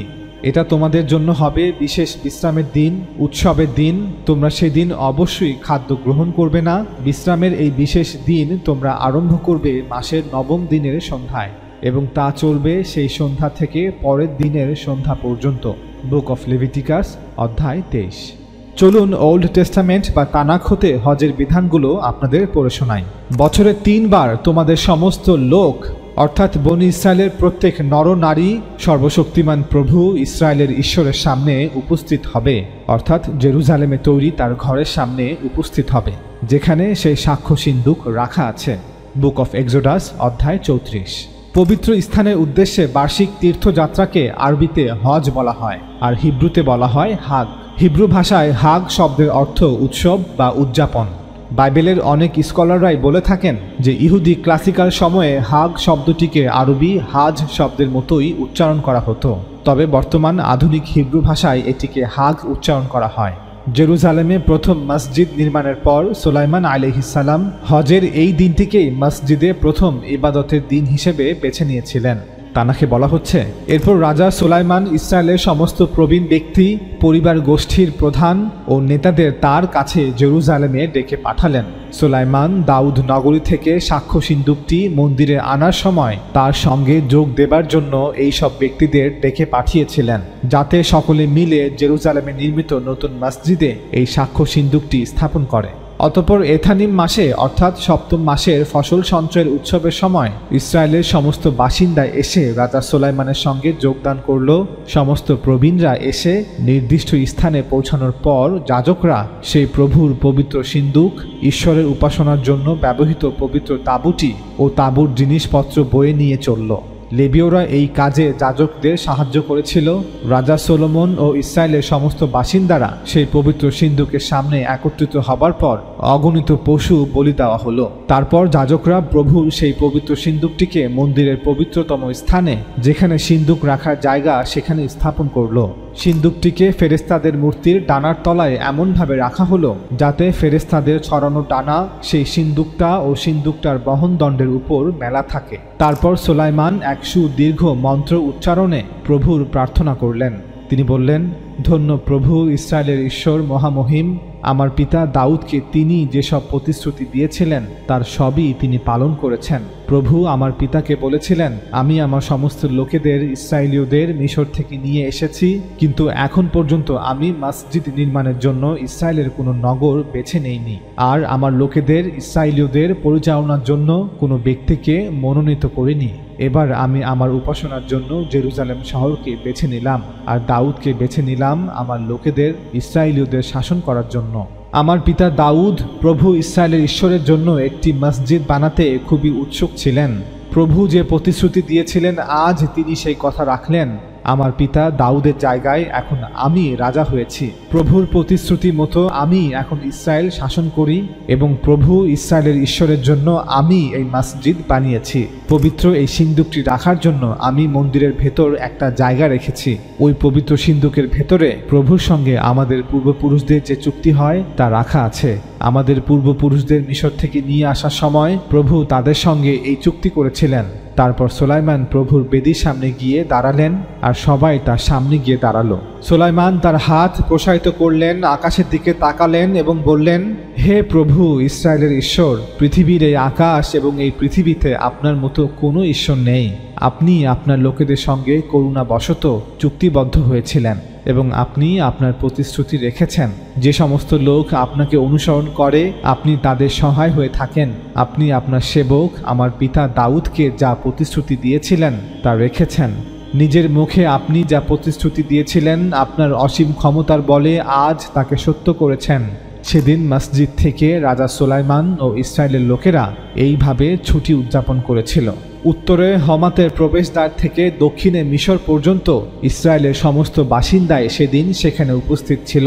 তারা 7 দিন ধরে পানাহার, উৎসব ও স্ফূর্তির মধ্য দিয়ে প্রভুর সঙ্গে সময় কাটালো। তারপর আরও 7 দিন সেখানে থাকলো, অর্থাৎ একটানা 14 দিন ধরে তারা উৎসব করল। পরের দিন সুলাইমান সকলকে বাড়িতে ফিরে যেতে বললেন। তারা সকলে রাজাকে ধন্যবাদ দিয়ে তার কাজ থেকে বিদায় নিয়ে বাড়ি ফিরে গেল। বুক অফ সেকেন্ড কিংস অধ্যায় 8। প্রভু মূসাকে বললেন, ইসরায়েলের লোকেদের বলো, সপ্তম মাসের 15 দিনের দিন হলো কুটির উৎসব পালনের দিন। প্রভুর উদ্দেশ্যে এই উৎসব 7 দিন ধরে চলবে। প্রথম দিনে একটি পবিত্র সভা হবে। তোমরা অবশ্যই সেদিন কোনো কাজ করবে না। 7 দিন ধরে তোমরা প্রভুর কাছে অগ্নিতে প্রস্তুত একটি করে নৈবেদ্য আনবে। 8 দিনের দিন তোমাদের আরেকটা পবিত্র সভা হবে। তোমরা প্রভুর কাছে অগ্নি দ্বারা প্রস্তুত একটি নৈবেদ্য আনবে। এটা হবে একটা পবিত্র সভা। সপ্তম মাসের 15 দিনে যখন তোমরা জমির শস্য সংগ্রহ করবে তখন তোমরা 7 দিন ধরে প্রভুর উৎসব পালন করবে। তোমরা প্রথম দিন ও সপ্তম দিনে বিশ্রাম করবে। প্রথম দিনটিতে তোমরা সুন্দর গাছগুলি থেকে ফল এবং নদীর তীরবর্তী তাল গাছগুলির, ঝাউ গাছগুলির এবং বাইসি গাছগুলির ডালগুলি নেবে। প্রতি বছরে 7 দিন ধরে তোমরা এই পর্ব প্রভুর জন্য পালন করবে। এই বিধি চিরকাল চলবে। সপ্তম মাসে তোমরা এই পর্ব পালন করবে। তোমরা 7 দিন ধরে নিজের ঘরে না থেকে অস্থায়ী কুটির তাঁবু করে বসবাস করবে, যাতে ইসরায়েলে তোমাদের সমস্ত উত্তরপুরুষ জানে যে তাদের পূর্বপুরুষদের মিশর থেকে বের করে আনার সময় আমি ইসরায়েলের লোকেদের অস্থায়ী আবাসে বসবাসের ব্যবস্থা করেছিলাম। বুক অফ লেভিটিকাস অধ্যায় 23। দ্য ফিস্ট অফ ট্যাবারনাকলস বা কুটির উৎসব মূলত একটি জমায়েত বা হজ। ওল্ড টেস্টামেন্ট বা তানাখে হজের মূল বিধানগুলো উল্লেখ করা থাকলেও হজ সম্পর্কিত বিভিন্ন বিস্তারিত মাসাইলের কোনো বর্ণনা নেই। এর কারণ আমরা একটু পূর্বেই আলোচনা করেছি। এগুলো মুসা আলাইহিস সালাম কর্তৃক জারিকৃত সুন্নাহের মাধ্যমে সংরক্ষিত রয়েছে। হজের বিস্তারিত আমলগুলো জানতে আমি আপনাদের তালমুদের একটি অধ্যায় পড়ে শোনাচ্ছি। মাসের 15 তারিখ থেকে 21 তারিখ পর্যন্ত 7 দিন তারা একটি তাঁবু বা সুকুত নির্মাণ করে সেখানে পরিবারের সকলে অস্থায়ীভাবে বসবাস করত। তাঁবু বা কুঁড়ে ঘরে থাকার উদ্দেশ্য ছিল লোকেদের মনে করিয়ে দেওয়া যে প্রভু ইসরায়েলকে মিশর থেকে বের করে আনার পর তারা কুঁড়ে ঘরে বাস করত। জেরুজালেমের নিচে একটি জায়গা ছিল এবং এর নাম ছিল মোৎজা। তারা সেখানে নেমে সেখান থেকে উইলো গাছের ডাল পাতাসহ সংগ্রহ করত। তারপর তারা মসজিদে এসে বেদির পাশে সেগুলো সোজা করে দাঁড় করাতো। বেদি হচ্ছে পশু কুরবানি করা এবং কুরবানির পর তা আগুনে পুড়িয়ে উৎসর্গ করার স্থান। তারা বেদির পাশে দাঁড়িয়ে উইলো গাছের ডালগুলোকে উঁচু করে ধরত, ফলে ডালগুলির মাথা বেদির উপরে হেলে থাকত। তারপর তারা টেকিয়া বাজাতো। টেকিয়া হচ্ছে ভেড়া বা ছাগলের শিং দিয়ে তৈরি একটি বাদ্যযন্ত্র। প্রতিদিন তারা একবার বেদির চারপাশে ঘুরত, ঠিক যেভাবে আমরা কাবাঘর তাওয়াফ করে থাকি, এবং বলতো, প্রভু দয়া করে আমাদের রক্ষা করুন, প্রভু দয়া করে আমাদের সাফল্য দান করুন। তারা জাবুরের 118 নং অধ্যায়ের 25 নং আয়াতটি পাঠ করত। রাবাই ইহুদা বলেন যে তারা বলতো, আনিবাহ, দয়া করে আমাদের রক্ষা করুন, এবং সেই দিন অর্থাৎ সাকুতের 7ম দিনে তারা বেদির চারপাশে 7 বার ঘুরত, ঠিক যেভাবে আমরা মুসলমানরা কাবাঘর 7 বার তাওয়াফ করে থাকি। 7 দিনের উৎসব শেষে তারা মসজিদ হতে প্রস্থান করত। তালমুদ সুক্কাহ অধ্যায় মিশনা 5। চলুন ওল্ড টেস্টামেন্ট বা তানাখ হতে এতেকাফের বিধানগুলো আপনাদের পড়ে শোনাই। যে ব্যক্তি এতেকাফ করে তাকে নাজির বলা হয়। নাজির একটি হিব্রু শব্দ যা এমন একজন ব্যক্তিকে বোঝায় যিনি নির্দিষ্ট সময়ের জন্য ঈশ্বরের কাছে নিজেকে আলাদা করার জন্য একটি বিশেষ শপথ করেছেন। অর্থাৎ সে ওয়াদা করেছে যে কিছু সময় সে সব কিছু ত্যাগ করে শুধুমাত্র আল্লাহর জন্য একাকিত্ব বরণ করবে। প্রভু মুসাকে বললেন, ইসরায়েলের লোকেদের বলো, কোনো পুরুষ বা স্ত্রী নাসরিজ হবার জন্য অর্থাৎ প্রভুর জন্য নিজেকে পৃথক করে এতেকাফ করে, তবে ওই সময় সেই ব্যক্তি যেন কোনো দ্রাক্ষা রস বা অন্য কোনো কড়া পানীয় পান না করে। সেই ব্যক্তি দ্রাক্ষা রস বা অন্য কোনো কড়া পানীয় থেকে তৈরি সিরকাও পান করবে না, এবং তাজা দ্রাক্ষা কিংবা কিশমিশ খাবে না। আলাদা থাকার এতেকাফ করার এই বিশেষ সময় দ্রাক্ষা থেকে তৈরি কোনো কিছুই সে খাবে না, এমনকি দ্রাক্ষার বীজ অথবা খোসাও নয়। নাসরিজ হয়ে থাকার এই বিশেষ সময়ে সেই ব্যক্তি তার চুলও কাটবে না। এই বিশেষ সময়টি শেষ না হওয়া পর্যন্ত সে অবশ্যই পবিত্র থাকবে। সে তার চুলকে বড় হতে দেবে। সেই ব্যক্তির চুল হচ্ছে ঈশ্বরের কাছে তার শপথের একটি বিশেষ অংশ। ঈশ্বরের কাছে উপহার হিসেবে সে তার চুল দান করবে। সুতরাং আলাদা থাকার এই বিশেষ সময়টি শেষ না হওয়া পর্যন্ত সেই ব্যক্তি তার চুল কাটবে না, তাকে বাড়তে দেবে। তার পৃথক থাকার নির্দিষ্ট সময় এতেকাফের সময় শেষ হওয়ার পরে নাসরিজ অবশ্যই সমাগম তাঁবুর প্রবেশ পথে যাবে এবং প্রভুর কাছে তার যা কিছু উৎসর্গ করার তা করবে। তার উৎসর্গ অবশ্যই হবে একটি নিখুঁত 1 বছর বয়স্ক পুরুষ মেষ শাবক, যা হোম বলির জন্য উৎসর্গ করা হবে। হোম বলি হচ্ছে যখন কোনো কুরবানিকে আগুনে পুড়িয়ে ফেলা হয়। একটি নিখুঁত 1 বছর বয়স্ক স্ত্রী মেষ শাবক, যা পাপার্থক বলির জন্য উৎসর্গ করা হবে। একটি নিখুঁত মেষ বা মঙ্গল নৈবেদ্যের জন্য উৎসর্গ করা হবে। এরপর নাসরিজ সমাগম তাঁবুর প্রবেশ পথে যাবে। সেখানে সে তার এই উৎসর্গ করা চুল কেটে ফেলবে এবং যে আগুন মঙ্গল নৈবেদ্যের জন্য উৎসর্গীকৃত নৈবেদ্যের নিচে জ্বলছে তাতে মুন্ডন করা সেই চুল ফেলে দেওয়া হবে। যে ব্যক্তির নাসরিজ শপথ করবে, এতেকাফ করবে বলে মনস্থ করেছে, তার জন্য ওইগুলি হলো নিয়ম। ওই ব্যক্তি অবশ্যই প্রভুকে ওই সব উপহার দেবে।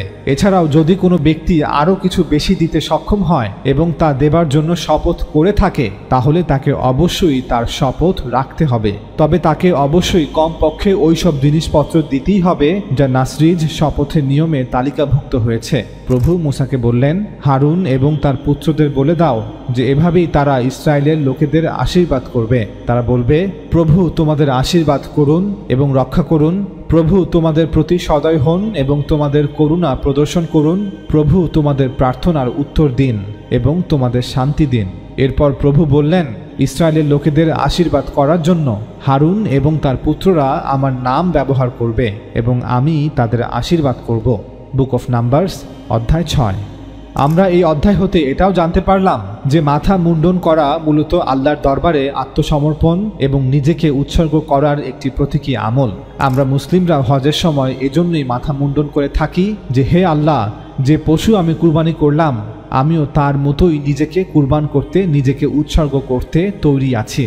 আমরা এই দীর্ঘ আলোচনা হতে প্রমাণ করার চেষ্টা করলাম যে মিল্লাতে ইব্রাহিমের 2টি শাখা অর্থাৎ বানি ইসমাইল এবং বানি ইসরাইলের সকল আমলগুলো মৌলিকভাবে একই রকম ছিল এবং বর্তমানেও একই রকম আছে। আমরা আমাদের আলোচনায় এটাও প্রমাণ করেছি যে মিল্লাতে ইব্রাহিম মূলত আদম আলাইহিসসালামের সময় হতে চলে আসা একটি রাওয়ায়াত বা আদম আলাইহিসসালামের সময় হতে জারিকৃত সুন্নাহ, যা আদম আলাইহিসসালাম পরবর্তী সকল নবী রাসূলরা অনুসরণ করেছেন। এজন্য পৃথিবীর সকল ধর্ম, এমনকি পৌত্তলিক ধর্মগুলোতেও আপনি সালাতের নামাজের আমল খুঁজে পাবেন। হিন্দু ধর্মের অনুসারীরা মূর্তি পূজা করলেও, শিরক করলেও এবাদতের সময় তারা ঠিকই দণ্ডায়মান হয়, রুকু করে এবং সেজদা করে, যদিও তারা এই আমলগুলো আল্লাহর জন্য নয় বরং মিথ্যা মূর্তির উদ্দেশ্যে করে থাকে। তারাও তাদের মন্দিরগুলোকে তাওয়াফ করে যেভাবে আমরা মুসলমানরা কাবা ঘরকে তাওয়াফ করে থাকি। তারাও রোজা রাখে অর্থাৎ উপবাসের আমল করে, তারাও জাকাত দেয় অর্থাৎ সম্পদ হতে দান করে, তারাও এতেকাফ করে অর্থাৎ ঈশ্বরের নৈকট্য অর্জনের জন্য নিজেকে সকল মানুষ হতে পৃথক করে কিছু দিন একাকী থাকার আমল করে। যদিও হিন্দু ধর্ম, বৌদ্ধ ধর্ম এবং জৈন ধর্ম সহ আরও কিছু ধর্মের সাধু, সন্ন্যাসী এবং তপস্বীরা ইতিকাফের এই রীতি বা আমলটিকে বিকৃত করে চরমপন্থা অবলম্বন করেছে, যেখানে তারা নিজেদেরকে স্থায়ীভাবে জগতের সকল কর্মকাণ্ড হতে গুটিয়ে নিয়েছে। হিন্দু পুরোহিত, হিন্দু সন্ন্যাসীদের ন্যায় সাধারণ হিন্দুরাও তাদের মাথা মুন্ডন করে থাকে, ঠিক যেভাবে আমরা মুসলমানরা মাথা মুন্ডন করে থাকি। হিন্দু ধর্মে মাথা মুন্ডন একটি গুরুত্বপূর্ণ আচার বা শুদ্ধিকরণ, অহংকার ত্যাগ এবং ঈশ্বরের কাছে নিজেকে আত্মসমর্পণের প্রতীক। হিন্দু ধর্মসহ আরও কিছু ধর্মে মাথা মুন্ডন করা দ্বারা বস্তু জগতের প্রতি আসক্তির প্রতীকী ঝরে পড়া বোঝানো হয় এবং এটি আধ্যাত্মিক অনুশীলনের প্রতি অঙ্গীকারকে প্রতিনিধিত্ব করে। সকল ধর্মের মধ্যে এই মিলগুলো কোনো কাকতালীয় বিষয় নয়, বরং এটা এজন্য যে আদম আলাইহিসসালাম, নূহ আলাইহিসসালামের সময় থেকে জারি হওয়া রাওয়ায়াতগুলো এখনও চলে আসছে। মানুষ সেই রাওয়ায়াতগুলোকে এখনও টিকিয়ে রেখেছে, এবাদতের সেই রুসুমগুলোকে এখনও বাঁচিয়ে রেখেছে। যদিও আদম সন্তানদের অধিকাংশই ধর্মের বিশ্বাসের মধ্যে বিকৃতি ঘটিয়েছে, শিরকে লিপ্ত হয়েছে, বিশুদ্ধ তাওহীদকে বিকৃত করে শিরকে লিপ্ত হয়েছে। যেই এবাদত ও আমলগুলো শুধুমাত্র আল্লাহর জন্য ছিল, তা এখন অন্য দেবতা, দেবদেবীর জন্য করা হচ্ছে। যেই দেবদেবী, দেবতা, মহাদেব শুধুই কিছু নাম, কিন্তু লক্ষণীয় বিষয় হলো আদম আলাইহিসসালামের সময়ে জারি হওয়া সেই পুরনো রাওয়ায়াত এখনও বেঁচে আছে এবং এই রাওয়ায়াত কিয়ামত পর্যন্ত এভাবেই জীবিত থাকবে, কারণ বিশ্বাস নষ্ট হলেও রাওয়ায়াত টিকে থাকে। লক্ষ্য করলে দেখবেন মুসলমানদের অনেকগুলো ফিরকা তাদের ঈমান, আকিদা, বিশ্বাসে বিকৃতি ঘটালেও তারা ঠিকই রাওয়ায়াতকে টিকিয়ে রেখেছে।